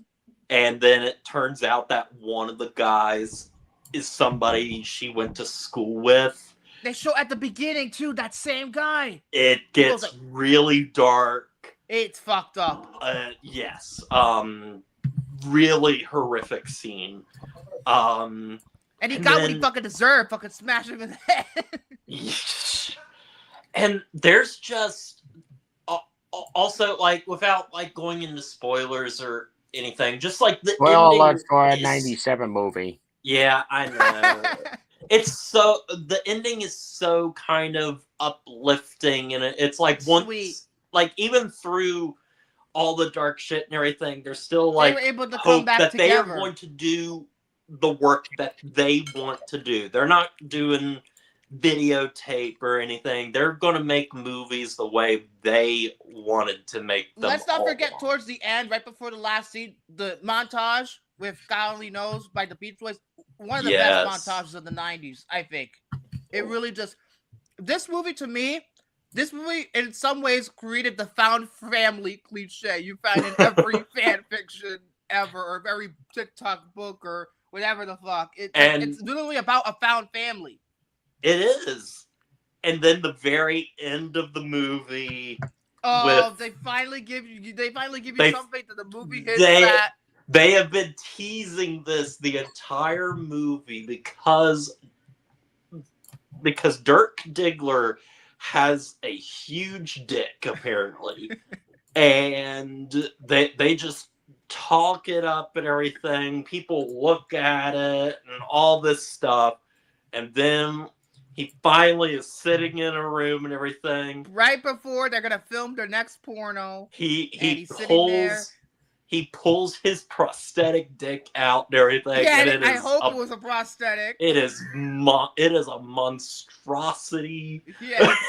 And apparently Mark Wahlberg still has that prosthetic penis, and it is locked up in a safe. But I feel like that was even though I don't want to see nobody's dick, but I think in terms of thematically, in terms of the story, in terms of the movie could have not ended any other way than it did. It's really just a perfect ending, and you can't tell me that you're not going to forget that ending. Watch the ending to Magnolia. Let's talk. Okay, I'm sorry. Right. I'm gonna shoe Horn Magnolia, and oh my god, I'm gonna have so much to say next week. But I think, oh my god, it's so good. It's an ending that makes the freaking frogs gay. But another thing that you did not mention, the soundtrack to this movie is just brilliant. Yes. This is I need to rewatch There Will Be Blood. I think I personally connect with songs, There Will Be Blood more. Not so much the score. But Boogie Nights is just an absolute masterpiece. I watched this movie. I was just having such a good time, and it was just, as I was watching it, I'm like, man, I am so happy watching this. And it's like, I know when I have that feeling, I know that it is a 10 out of 10. I freaking love it's this brilliant. movie. Trust me, Zoe. I think Boogie Nights is a more entertaining movie than Magnolia, but Magnolia affects me on a personal level, and I feel like it's gonna do the same thing. It's gonna fuck you up. So I'm so excited to watch that. I definitely will do that this weekend and everything. Yeah, I just feel like make sure the subtitles are on for that movie though, because I feel like in some ways they are important. So you will miss things if you don't have them on. It is okay. Especially in the last scene, some of the dialogue is muffled. Okay. Read the subtitles. Read what. It's a hard thing. Morgan and I, we about it, religiously watch movies with subtitles on. Okay, that's not going to be a freaking real issue then. But like, I'm just saying, just in case, because I feel like, oh my god, there is so much. Oh my god, and I think the soundtrack to Magnolia beats Boogie Nights, and I love Boogie Nights. But again, Amy Mann's songs are a character in this movie. She's practically the fucking star of the movie, even though she's physically not in it. But I'll get to it. And then also, I have to say that I'm definitely getting that 4K of it. Boogie Nights. Oh yeah, they just announced it today. That's another thing. This movie, it looks like it looks like a 70s movie. Mm-hmm. It's a movie. It's one of those movies and everything that it doesn't just like look like a movie that was made to look like, or it doesn't just look like it's set in the 70s. No, it also feels like a 70s movie. Mm-hmm. The only parts that didn't really feel like a 70s movie are like the title cards and the end credits because they look too modern. But but other than that, it does feel like an absolute 1970s movie. And I love that, the score at the beginning, I love that the beginning of the movie, it's just on a black screen with that music for so long. And then when it hard cuts to the sign with the title on it with the loudest fuck disco music, it's perfect. It is absolutely perfect because that music at the beginning there, I think it's almost a warning for how dark it's gonna get. Fuck it. I'd call this an epic. Did the score for that. Believe it or not, he's Amy Mann's husband. At least at the time he was. I'm not sure if he still is now, but like, and also they take a cue from Hard 8, which he also did with John Bourne, who did the score for Magnolia.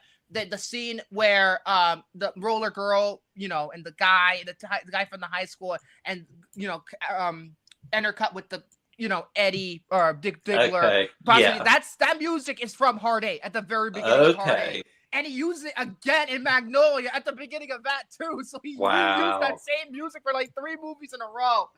But yeah, I think it's an absolute masterpiece without a shadow of a doubt. It's just Magnolia affects me on a more personal level, but this is a more entertaining. Oh, we got to mention this. Remember the scene where he's trying to be a recording star and he's fucking singing the song from Transformers the movie? Yeah, and then John C. Reilly too. He like wants to be like a songwriter too and everything, and it's just like it's not good, man. And then they're trying to write a song immediately afterwards. That song that they wrote, it's fucking hilarious. I love this movie. Thomas Jane, Alfred. Oh my god! Yes. That scene. Oh man. And with Alfred Molina too. Oh my god. Oh. Yeah. Alfred Molina goes fucking apeshit, almost Doc Ock territory. That scene. My god. And then he's just running around singing to his 80s hard rock hair metal bullshit. Hilarious. Yeah, I forgot that was Thomas, or I didn't know that was Thomas Jane until I was like looking. I was like, who is this guy? Like, he looks like really familiar, but like I can't place him. And I think it's because like I'm so used to Thomas Jane, not having facial hair. Mm-hmm. Yeah, it's so good. It is such a good movie. I could go on about. Maybe I'll talk about the stuff you missed next week. But good. Yeah, love it. Anything else? That's all I really had because I'm almost done with the post-Renaissance, but we have one more movie left to watch, Bolt. So that'll have to be next week. All right. So Chan, you could go. Thank you. Well, I will say I originally was going to fully review this show, but I'm still still like an episode and a half away. So I'm going to have to hold off for giving a full review. But there was a show that came out this past weekend from you could probably say controversial TV director Ryan Murphy. Now, especially controversial nowadays. The Ed Gein shit. My sister was watching that.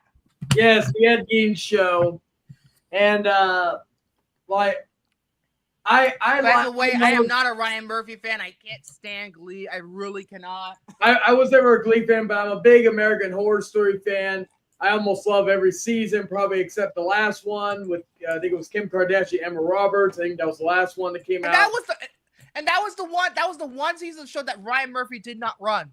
He didn't write any episodes. Oh, that makes sense. So, like, one of my favorite seasons of all time is Hotel, and Murder House. I love Cult, especially with the political aspects of it. So on and so forth. So many great seasons. And in regards to Monster, I loved Dahmer. I thought the Melendez one was okay. But I was really excited to go into this Ed Gein one because, one, I'm a big fan of Charlie Hunnam. I've said that he is part of my favorite TV show of all time, the greatest TV show of all time. That is not The Sopranos, and that is Sons of Anarchy. Sons of Anarchy will make Lost its bitch every day, including bullshit. Have you seen Sons of Anarchy, Victor? No, but that. All right, no, well, you shut your whole mouth. I will get around to it, but it's not gonna be Lost. Yeah. You shut your whole mouth until you've seen it. Okay. Anyway, because unlike Lost, Sons of Anarchy doesn't have a bad season. Even season 3, the weakest season in my opinion, it's still great. Anywho. Oh, you wait, hold on, before you go any further. No, I thought He's All That was bad enough. No, Ryan Murphy. No. Oh yeah, I saw that. Kim Kardashian. I thought the Kardashian legal thing that he's doing was bad. Brain. He's all bad. It's so fucking terrible. Kim Kardashian is supposed to be in Sarah Paulson. I'll check out the trailer. Fuck it. It's probably gonna be shit, but okay. Anyway, Ryan Murphy, just why? I know, Hunter. Addison Raven, fucking Kim Kardashian. Just my God, Ryan Murphy, stop it. Every good porn star, someone's, they gotta time their loads before they bust them. And I wanted to wait about almost 2 hours before I bust my load with that line. Anyway, my point is regarding Monster season 3. So, as a factual show, it is one of the worst pieces of shit in the world right now. I mean, the Melendez one was bad apparently because of how much they doctored everything. When it comes to it. But as a dramatization with just horror for horror lovers, it's great. Like, again, as someone who also studied Ed Gein, because Ed Gein is, whether we like it or not, the godfather of horror. Like, the murders were horrible. He's the reason why Texas Chainsaw exists. Psycho, Buffalo Bill and Silence of the Lambs, and Leatherface. Probably others, but those are, like, who knows what killers we may not have gotten through Ed Gein. If we didn't get Leatherface or Psycho, we may not have gotten Michael Myers, of course, my all-time favorite. So my point is, Ed Gein, whether we like to admit it or not, is the godfather of horror. And sometimes in history, for great stuff to happen, some shit has to happen. And Ed Gein's the case of that. However, here's my issue. Like I said, as a factual show, it is horrible. But as it has a recreation of the scene from fucking Buffalo Bill from Silence of the Lambs, Where even the one with the vagina. Oh, Ed Gein is doing it too. Because one thing about the show, I'm gonna go spoilers because this show's already out. This show is based on real life, even though it changes some stuff. So I don't know. and all that. Things I like about the show, like overall, I like Charlie Hunnam. I think Charlie Hunnam is fantastic in this show. Probably his best performance since probably The Gentleman. I liked the while some things were kind of weird, but I did like them interluding certain things from like the making of Psycho, the making of Texas Chainsaw Massacre, the scenes from Silence of the Lambs. Again, I've got literally an episode and a half to watch. I've not seen the season finale, so I can't say anything on that. So maybe that will ruin it. But other than that, the show is shot beautifully. That's one thing I've really not had an issue with any of these shows. The music is really good as well.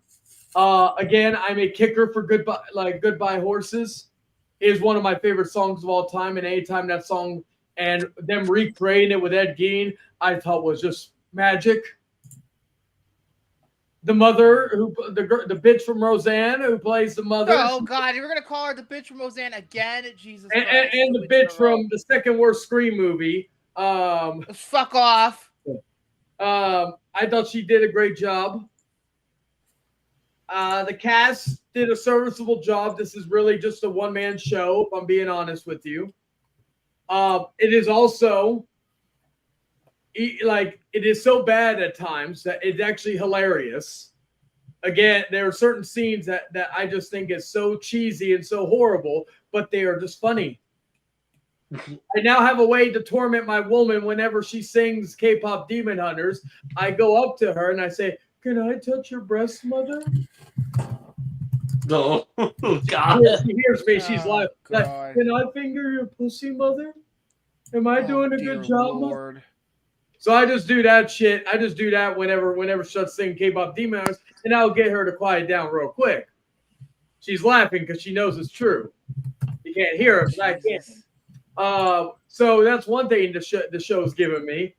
I forgot the door's open, so she can hear me a little easier. Anyway, my point is though, but again, my biggest issue with the show is that it is factually almost to a T wrong in every way, shape, or form. Dahmer, while it had some inaccuracies, I thought was pretty accurate in a good amount. The Melendez thing, I still don't understand why that show needed to be made into a monster show. I still think, and I know some people are going to probably get mad at me for saying this, I still believe that the next season of Monster, Ryan Murphy, if you're hearing me, if you want to really be controversial, if you want to really shake the system and shock the system, do one called Monster Columbine. Do one of that. You know, you've already. Apparently, the next one they're doing is Lizzie Borden. That's Lizzie Borden, season. Sweetie. Oh, you know, also, it's weird that maybe I understand why he did the Menendez brothers, but it's weird that they did it because Dick Wolf did the Law and Order thing with Menendez. Yeah, he basically copied. He beat him by a couple of years, actually. Yeah. So there, like, to me, Melendez, but yeah, Columbine would be one I would want because I feel like a lot of people aren't ready for that. I still think, and honestly, sometimes in life, you need something a little more. Monster season 5 with Sydney Sweeney. Fuck no, Ryan Murphy. Hey, you know what? Here's the thing, though. If that ever happens, then again, her careers will be over December 19th. So these shows, Euphoria is gonna bring her back, so it's okay, Victor. No, because Lantern's gonna outperform all the numbers. If it comes out after Euphoria comes out. Wait, let me know. After Euphoria. One sec. Sweetie, are you excited for Euphoria? are you excited for Lanterns? Yeah, she said what? She asked what's Lanterns, and she's seen Superman, by the way. It's going to do numbers, folks. People are excited. Superman got them interested. All the women who love Euphoria probably don't know what the fuck Lanterns is. They have a word with you. It's too little too late. How long has been the last season? 5 years at that point? Fuck that. It's time to end it. And with the Idol and all that shit, Sam Levinson, everybody hates it now. Fuck that guy. I think you just hate it, Victor. Anyway. No, fuck that guy. I have a reason. You know what, though? You know what? All he cares about is fucking shock value. That's all he cares about. Jose's got a point, though. Because, Ed Gein wasn't not a good-looking man. But they got Charlie Hunnam, and he's jacked to the gills in that show. So you know what? They could do Irene Warnos in season 5 with Sydney Sweeney. Yeah, like he's gonna fucking beat Charlize Theron, motherfucker. Well, no, Charlie, no, they don't even make her ugly like they did with Charlize Theron. They just fucking put Sydney Sweeney in just like a monster exists, folks. That's what they did with the best Peyton films of List 2003.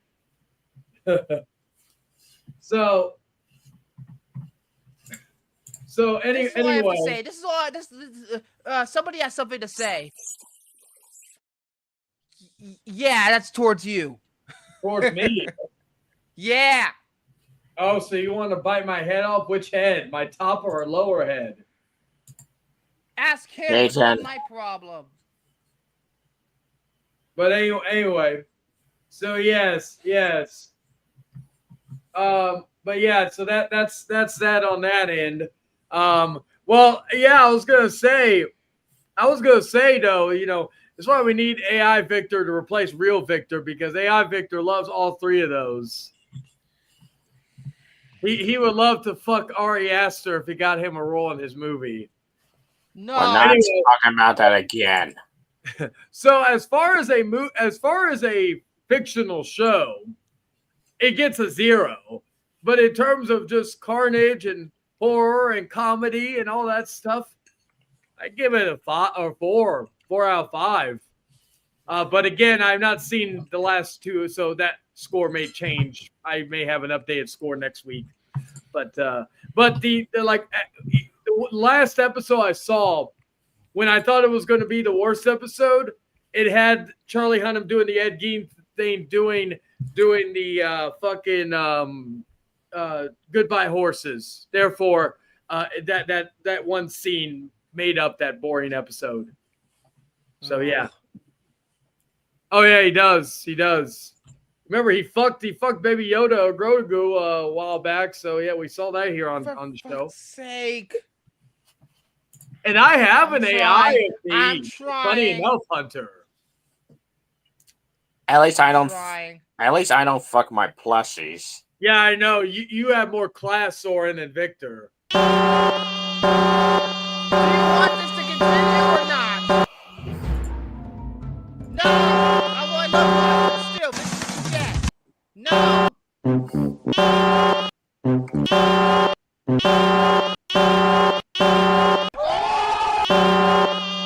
Come on!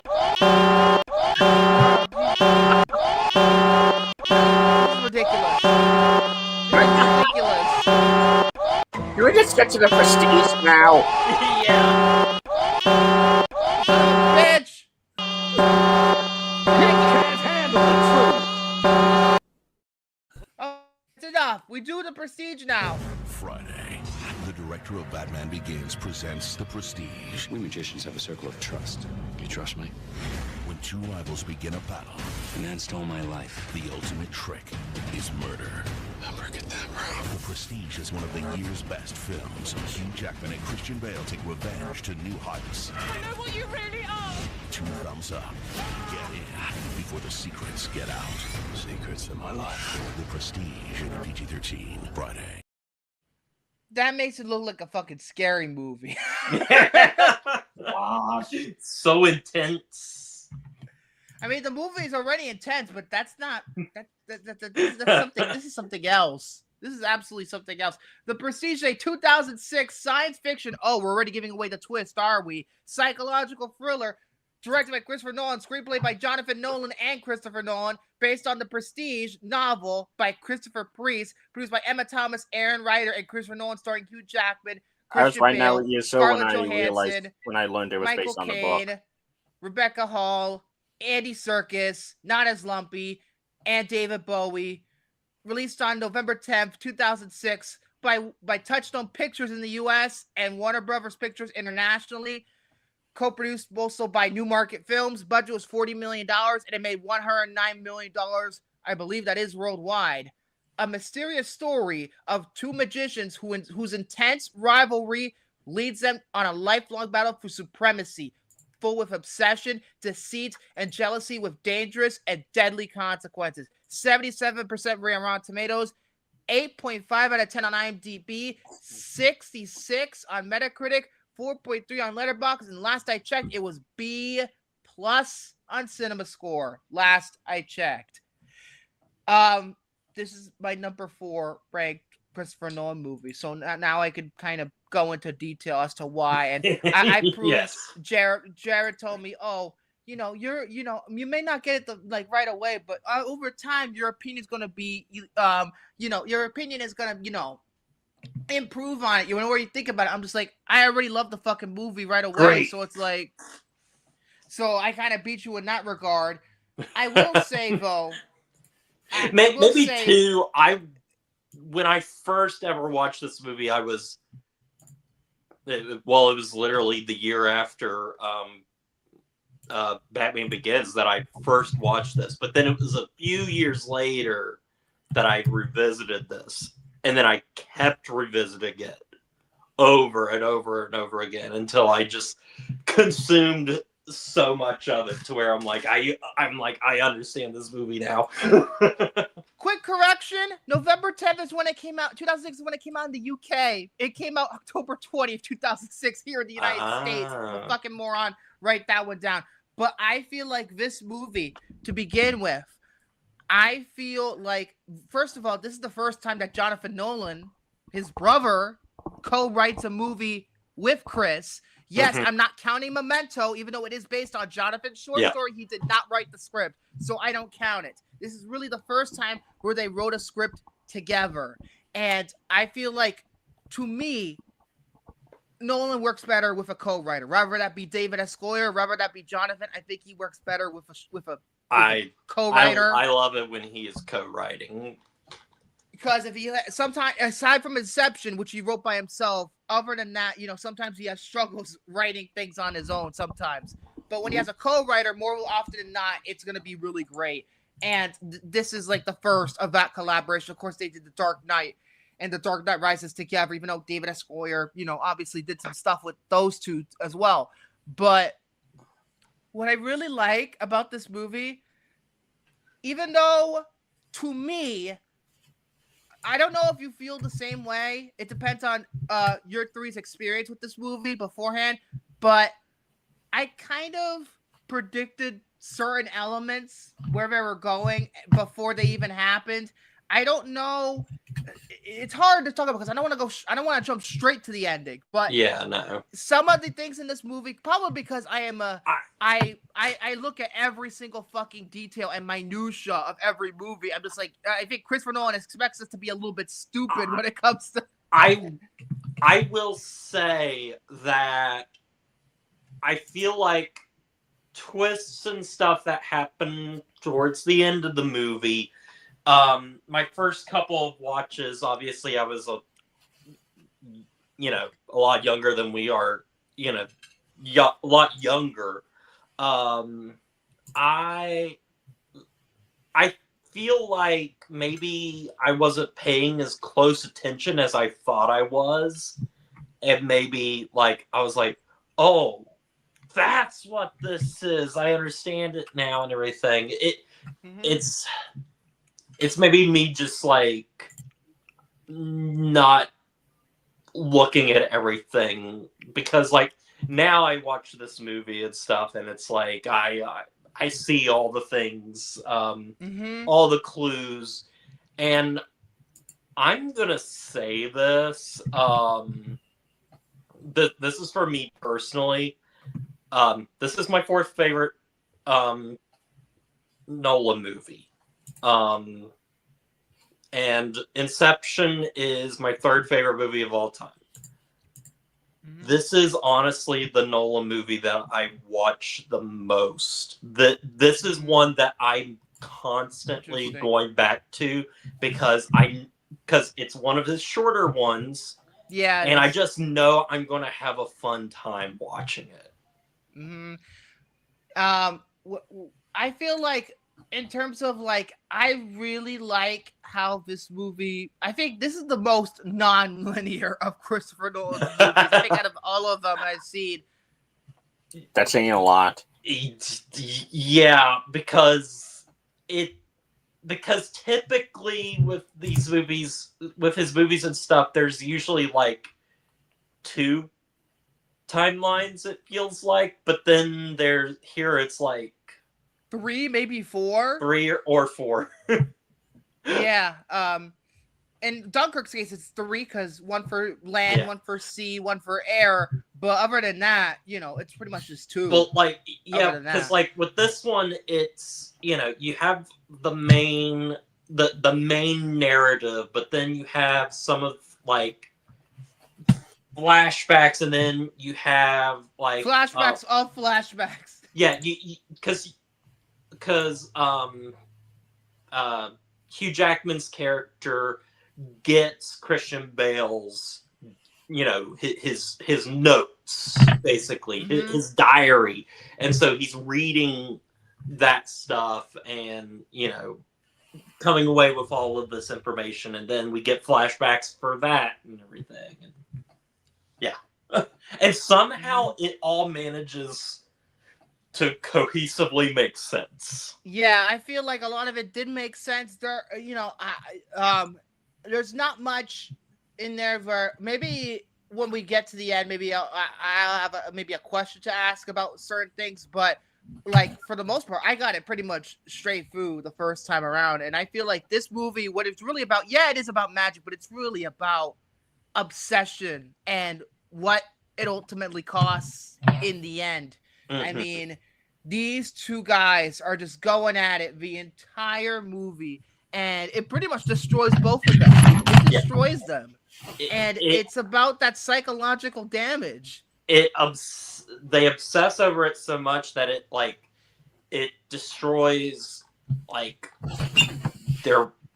it destroys them physically, it destroys them emotionally. Lives are ruined because of what they are working towards. Which it's like, man, is it really worth it and everything? I will say too, I like how the movie, it's something that I like with, and Nolan has done it with Dunkirk, and he's done it with Oppenheimer, but I think it's done the best here. He very quickly, in the very beginning of the movie, tells you how this movie is going to be structured. What he tells you what the 3-act structure is, because the 3-act structure is like a magic trick. So you start with the pledge, where you give like the audience like an idea of what the thing is going to be. You show them something ordinary, blah blah blah, and then you do the turn where you make something disappear or something, show them something. But then it's like, well, you're waiting for like what's the point of that and everything. And so you have the prestige, where as Michael Caine's his dialogue says and everything, you have to bring whatever you made disappear, you have to bring it back. And so basically it sets up that the second half, the middle of the movie is all these twists and turns, and then the third act is obviously all your reveals and everything. It's classic movie structure, but when you put it with how a magic trick is done. It's Yeah. so well. Yeah. Yeah, I agree with that. I agree with that. In terms Maybe of, like, that's how the Joker learned to. Maybe that's what inspired the Joker to inspire that pencil trick. Oh, Jesus Christ. He watched The Prestige. I mean, Gotham is pretty much Chicago in The Dark Knight. I wouldn't be surprised. You know, he probably saw it on TV in prison one day or whatever. But I truly do believe that in terms of performances, I think it's one of Hugh Jackman's best. Looking at it now, I think it's one of his best. I feel like this character is so... I mean, Christian Bale, too. They're both very complex individuals. You know, it's just like you love them, you hate them at the same time. You're just like sometimes you're like, what the fuck are you doing? And it's just like, it's interesting. I'm remembering an interview that Hugh Jackman did back when Les Mis was coming out. He was asked a question of like, are there like any of his movies or something that like maybe are going to be considered like classics and stuff, or like he thought that the one movie he picked was he thought that The Prestige would be considered kind of like a little bit of like a cult classic. And honestly, with seeing how highly people rate it on stuff like IMDb and Letterboxd, like just regular movie watching people, I think he ended up being kind of correct, because this has kind of quickly become a much loved Nolan film through the years. Mm-hmm. Yeah, I do believe so. I believe. By the way, this was the whole thing of this coming out the same time as another magician movie, The Illusionist. Oh yeah, Which I I never have not saw The seen. Illusionist though. I don't know how it compares. I don't know. I heard The Illusionist is still very good, but That's still good, but this one's better. But in terms of like certain things, like I think this movie is kind of batshit crazy at certain points. Like there's certain scenes that are just like, oh my god, what the hell? And then like even the movie opens with the murder, so we're led to believe, of Hugh Jackman's character, and I'm just like, this is how the movie starts? Yeah. What the fuck? This is how it begins. I'm just like, oh, and I thought at first, oh, is this gonna be some courtroom drama thing because they're in court? I'm just like, oh, no, that's thrown off the side. But like, I do believe that I think it does a very good job expanding, like, kind of, even though I personally, didn't have a hard time following it, like, in some ways it is like a puzzle, but even though it was a little bit easier for me to figure out because I'm looking at I'm a hyper analytical type of person. I just critique and analyze every minutia of any movie. This is why sometimes I consider things overrated, because my over analytical and I think about plot holes and all this other stuff. But I think overrated that, like yourself. No comment. No comment. Absolutely no comment. I just like the relationship between Anger and Borden, how at first, they're kind of like, oh, they're good friends, but then things just happen. Like, for example, the death of Jackman's wife, played by that chick from Coyote Ugly. I mean, that's no joke. That's really the girl from Coyote Ugly. I feel like, that's really what starts it.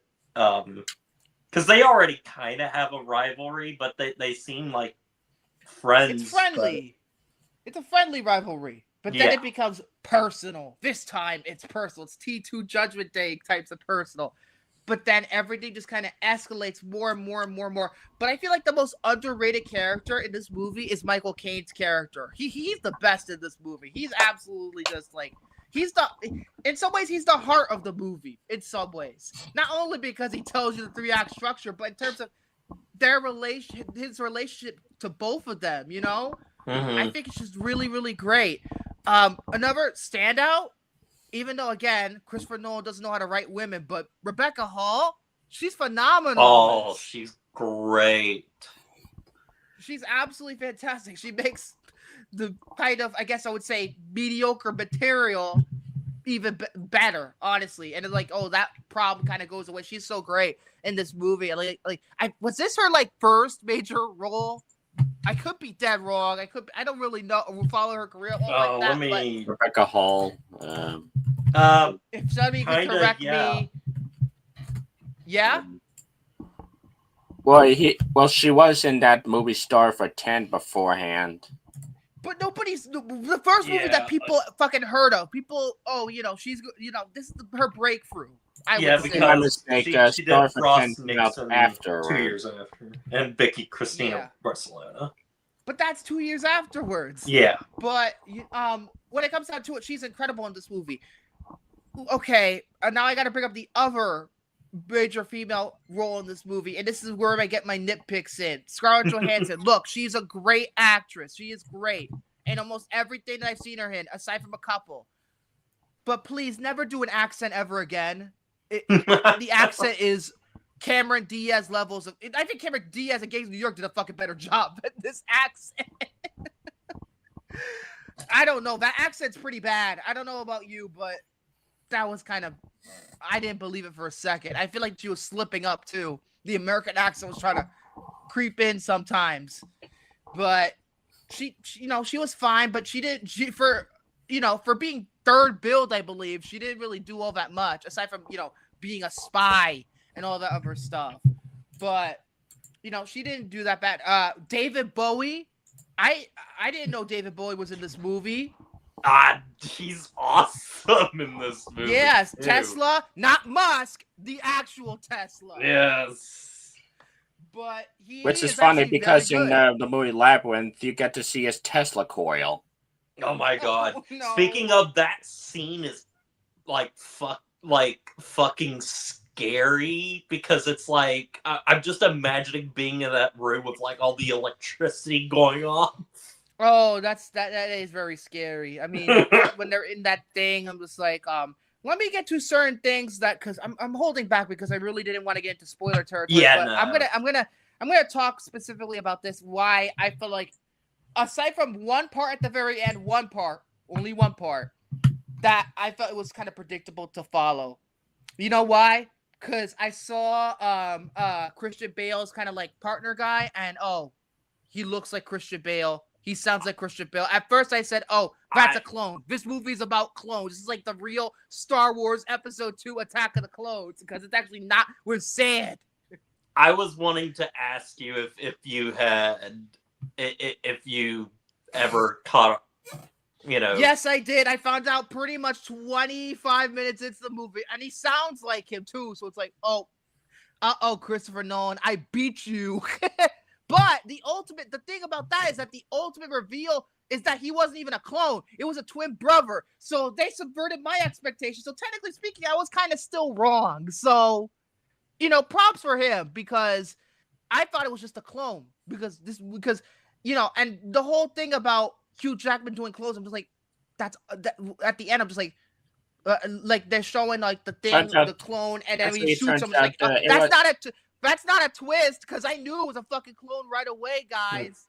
Actually, it turns out that Hugh Jackman wasn't dabbling that clone. It turns out that Ryan Reynolds was just plucking Wolverine variants. Oh, Jesus Christ!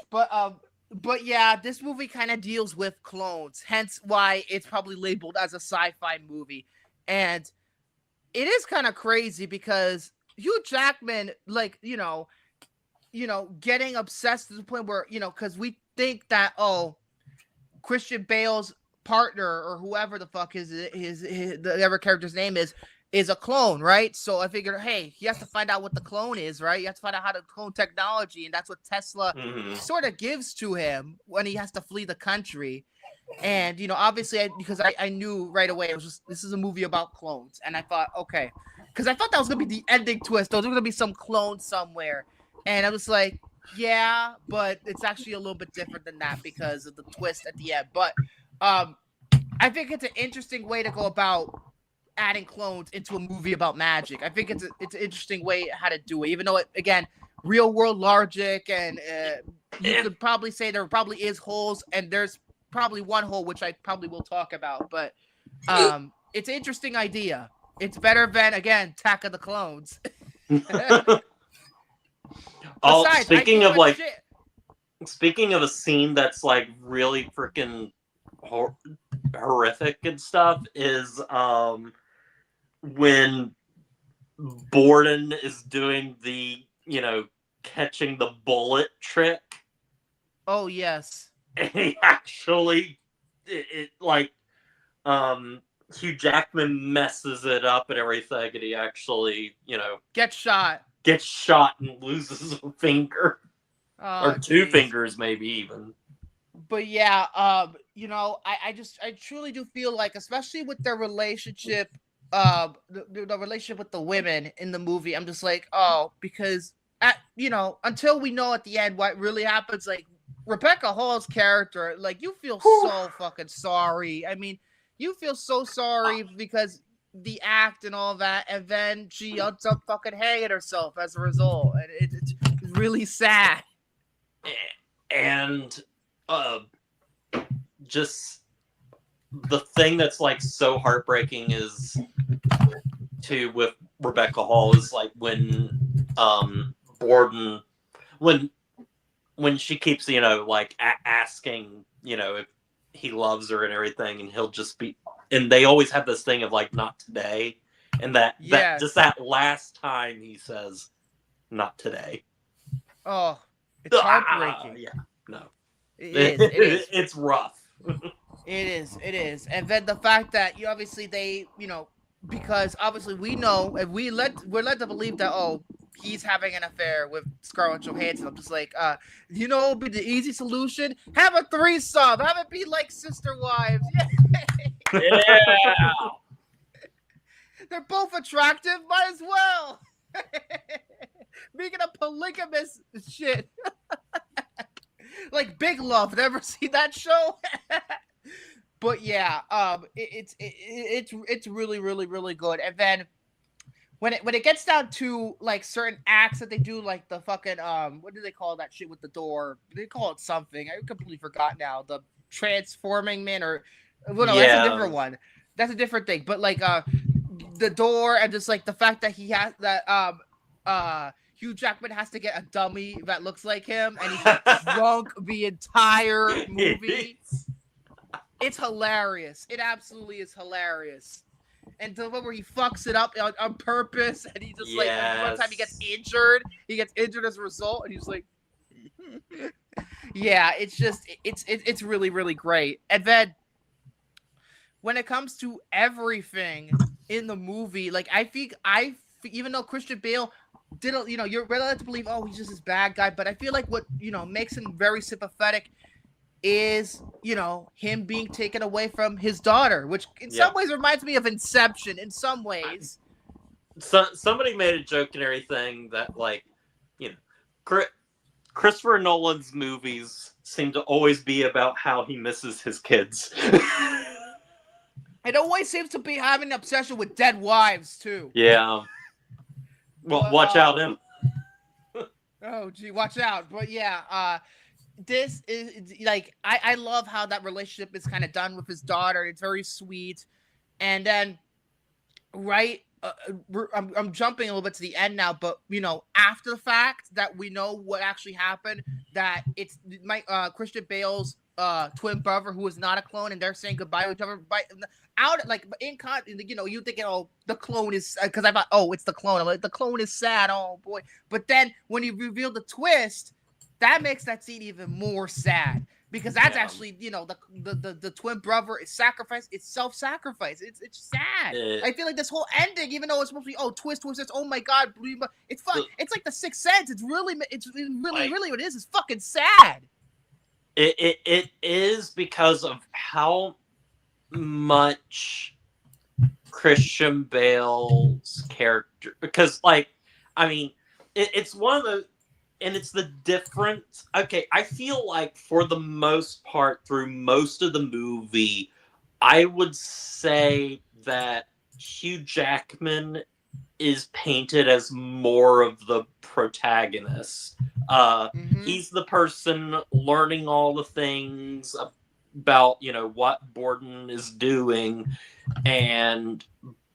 but also he's somebody that in the end gets everything handed to him. Like, he gets the big giant stage with everything extravagant, and Borden is kind of more small scale, like just smaller Losing overall money and ultimately at the end you really see, like, it flips it on its head and you see just how much Borden sacrifices through this entire movie. And it's kind of fucked up because he sacrifices basically his kid, his marriage, just his everything, brother. just to be better. Yeah, it is. It's crazy. But then, okay, I gotta talk about the ending now because there's so much in it. Of course, I already mentioned the whole twin brother thing. Again, that part kind of threw me off guard a little bit because I thought, oh, he used the clone machine too. But like, and then they treat the clone thing as like if it was a twist. I'm just like, no, Nolan, I already knew it was a clone. I beat you because. What shocked me at first was that I completely misinterpreted the scene where you see him clone himself the first time. He's like, oh no, don't shoot me, I'm the original. Bam! I thought at first that the original Hugh Jackman was dead and that was the clone, but no, that's not it at all. But I think it's very satisfying when he kind of shoots him and Christian Bale shoots him and kills him. Like, oh, he's happy door with his family, and technically it is a happy ending for them. But then what I will say is that the final shot was entirely expected. This is not a twist. I knew this was coming long before. This is not a twist. To me, it's not a twist. I knew this was coming. Because you're supposed to say, because you know how in the narration is, how you're not looking for it. I'm just like, Michael Caine, bitch, I'm looking for it. I get the every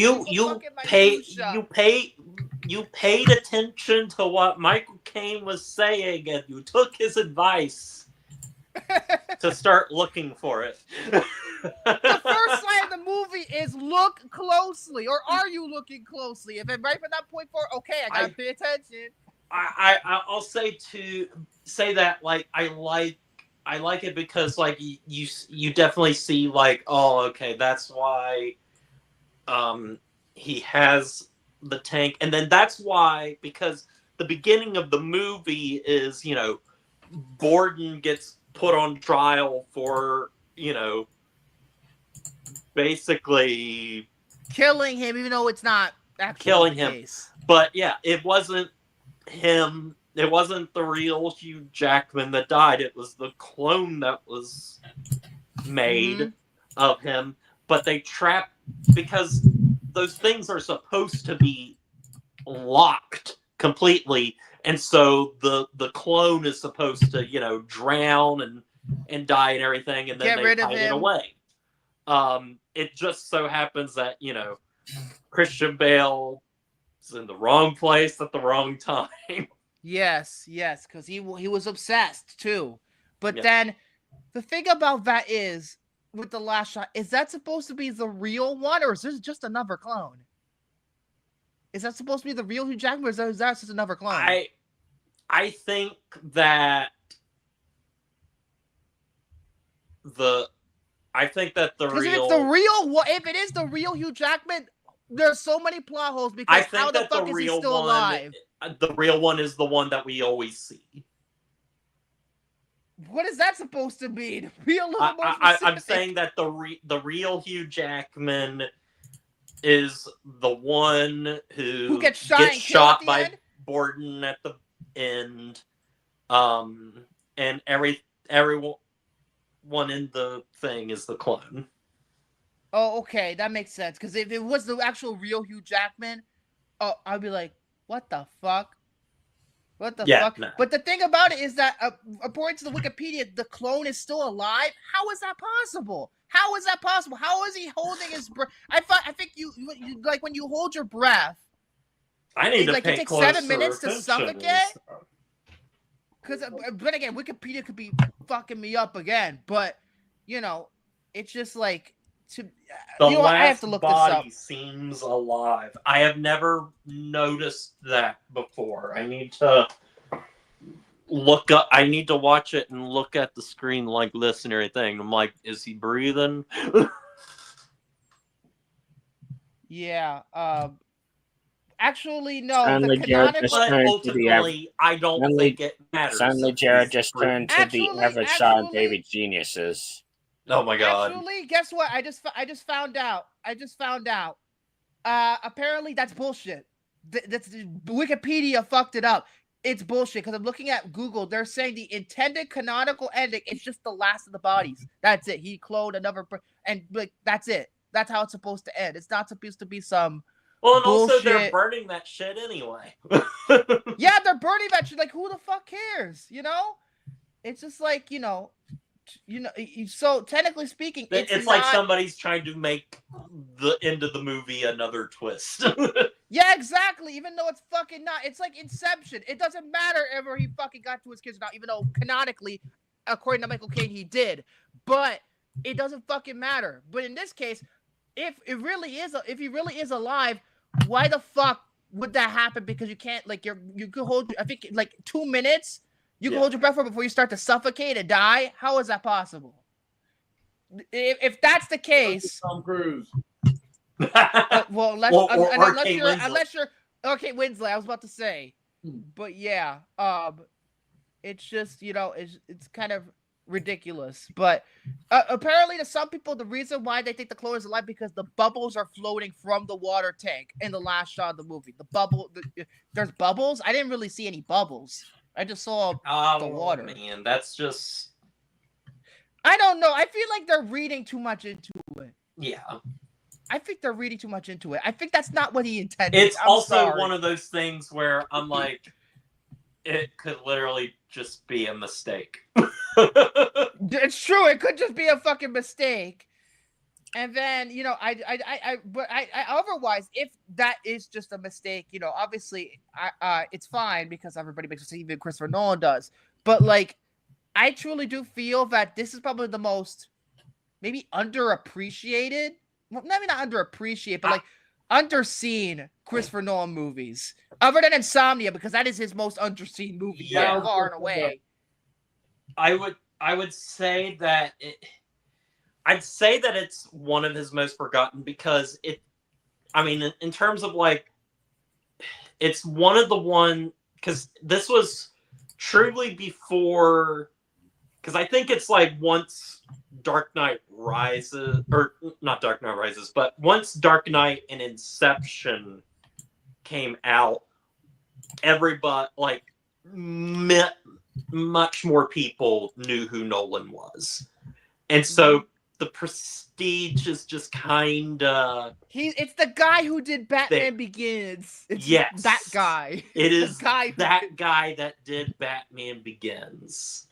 And it sucks because like this movie is just utterly fantastic, and even like compared to his other movies around this time and stuff, like critically, like the reviews weren't as high. This isn't as high. Like they were still great and good, but like not compared to his other work, his previous work, or even because I decided not to do a list because I was going to do my Nolan list, but I think the only I have seen everything, but my favorite Nolan movie is actually outside of The Dark Knight is Insomnia. Because Catherine Isabelle is in it? I mean, I wouldn't be surprised, but still, she's great in it. But well, she's in it. Yes, that's a good thing. But that's a great thing. You fucking kidding me? She probably she jumped the movie from a 4 to a 4.5 for me. it's Robin Williams and Al Pacino. And obviously, yeah. And Yeah, Hilary like, Swank like- at the peak of her powers, you know? To me, Al Pacino. This was Al Pacino's, in my opinion, it's one of his best performances, and also I also believe it's one of the ones that not a lot of people talk about. Maybe it's also because it's drowned out by Robin Williams.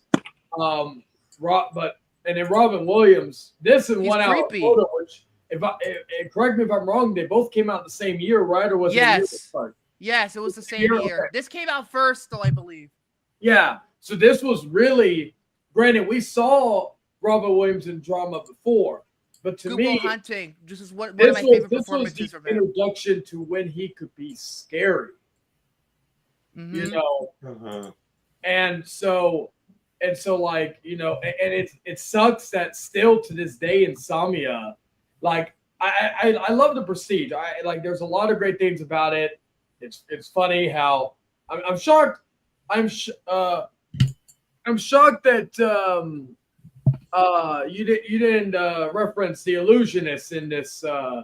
We did briefly. Yeah. We did briefly. No, I'm talking about the title of the video. I thought that would have been. Because I forgot.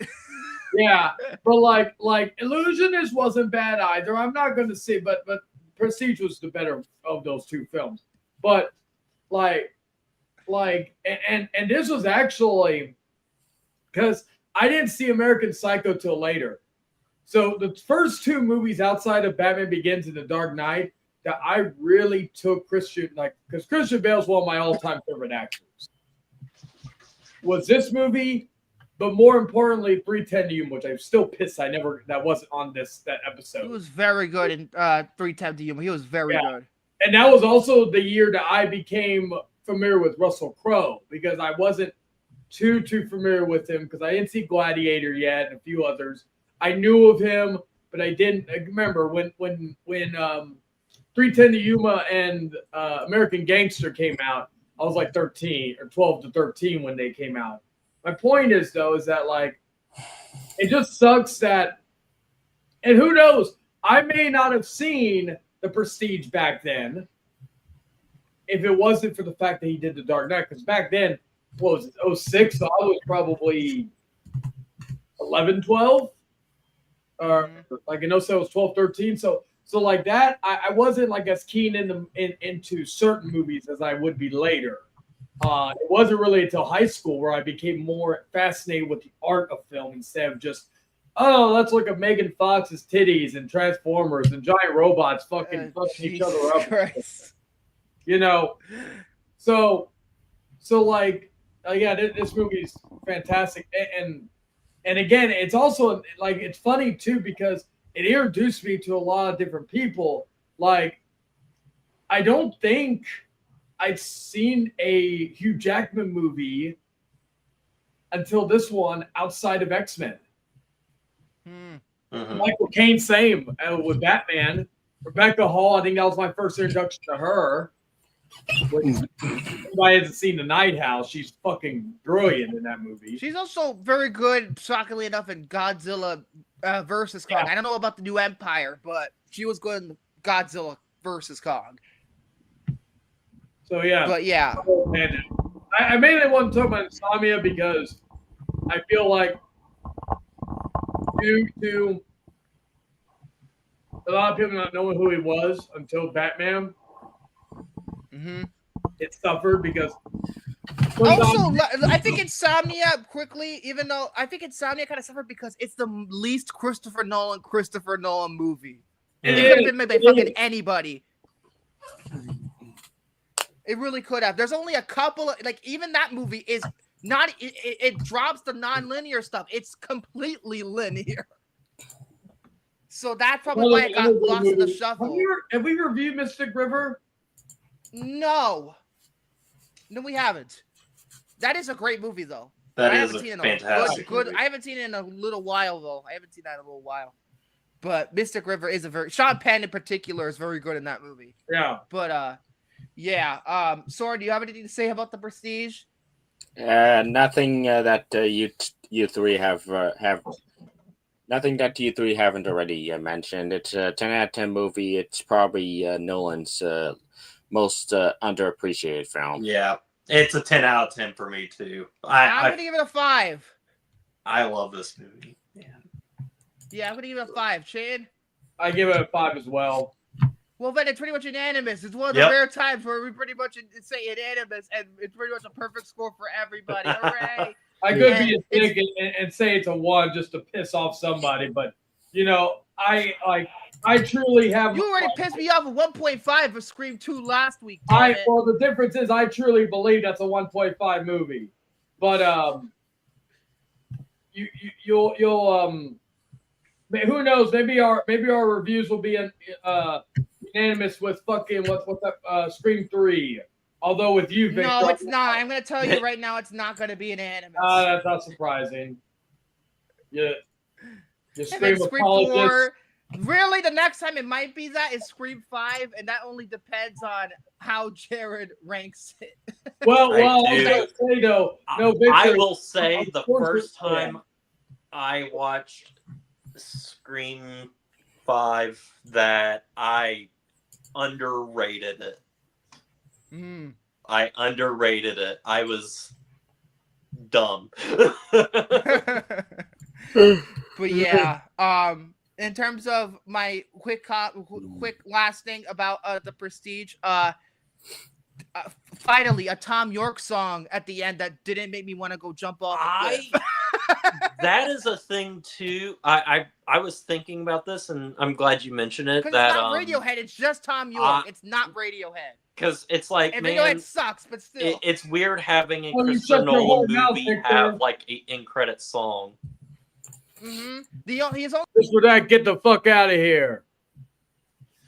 No, I was gonna say he only did that twice. I believe. Yeah, he did it with Tenet with that fucking Travis Scott song. Oh, I forgot about that. Ew.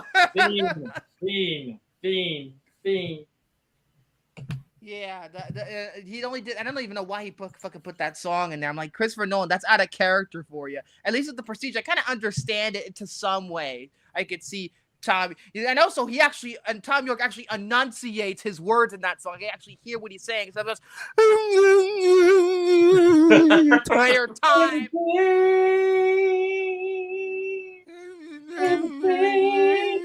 That's still a great song. Everything in its right place. Anyway, they use it in Daredevil. Born Again. Oh, great. They used it in The Creator and Vanilla Sky. Vanilla Sky is one of my and the Accountant trailer. Well, they didn't use it in the fucking movie. I don't remember. I think they used like 9 Inch Nails or something in the actual movie. I think. Don't quote me on that. But yeah, I remember Vanilla Sky mainly. Let's spin the wheel before I fucking start making fun of Tom York. Jesus Christ! I feel golden. Okay. No. I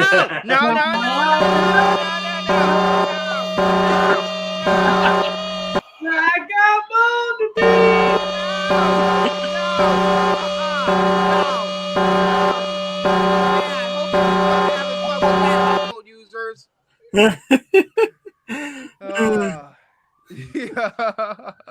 Okay, let's actually spin the wheel now because oh boy, it was so far so good. Hopefully this doesn't fuck us up by the end of next week. So let me just quickly zoom in. Hopefully it doesn't land on fucking Chayton's thing because he said he might not even be here next week. So I guess we'll see. Fingers crossed. 3, 2, come on, 1. Choice. Come on, fuck you. Fuck you.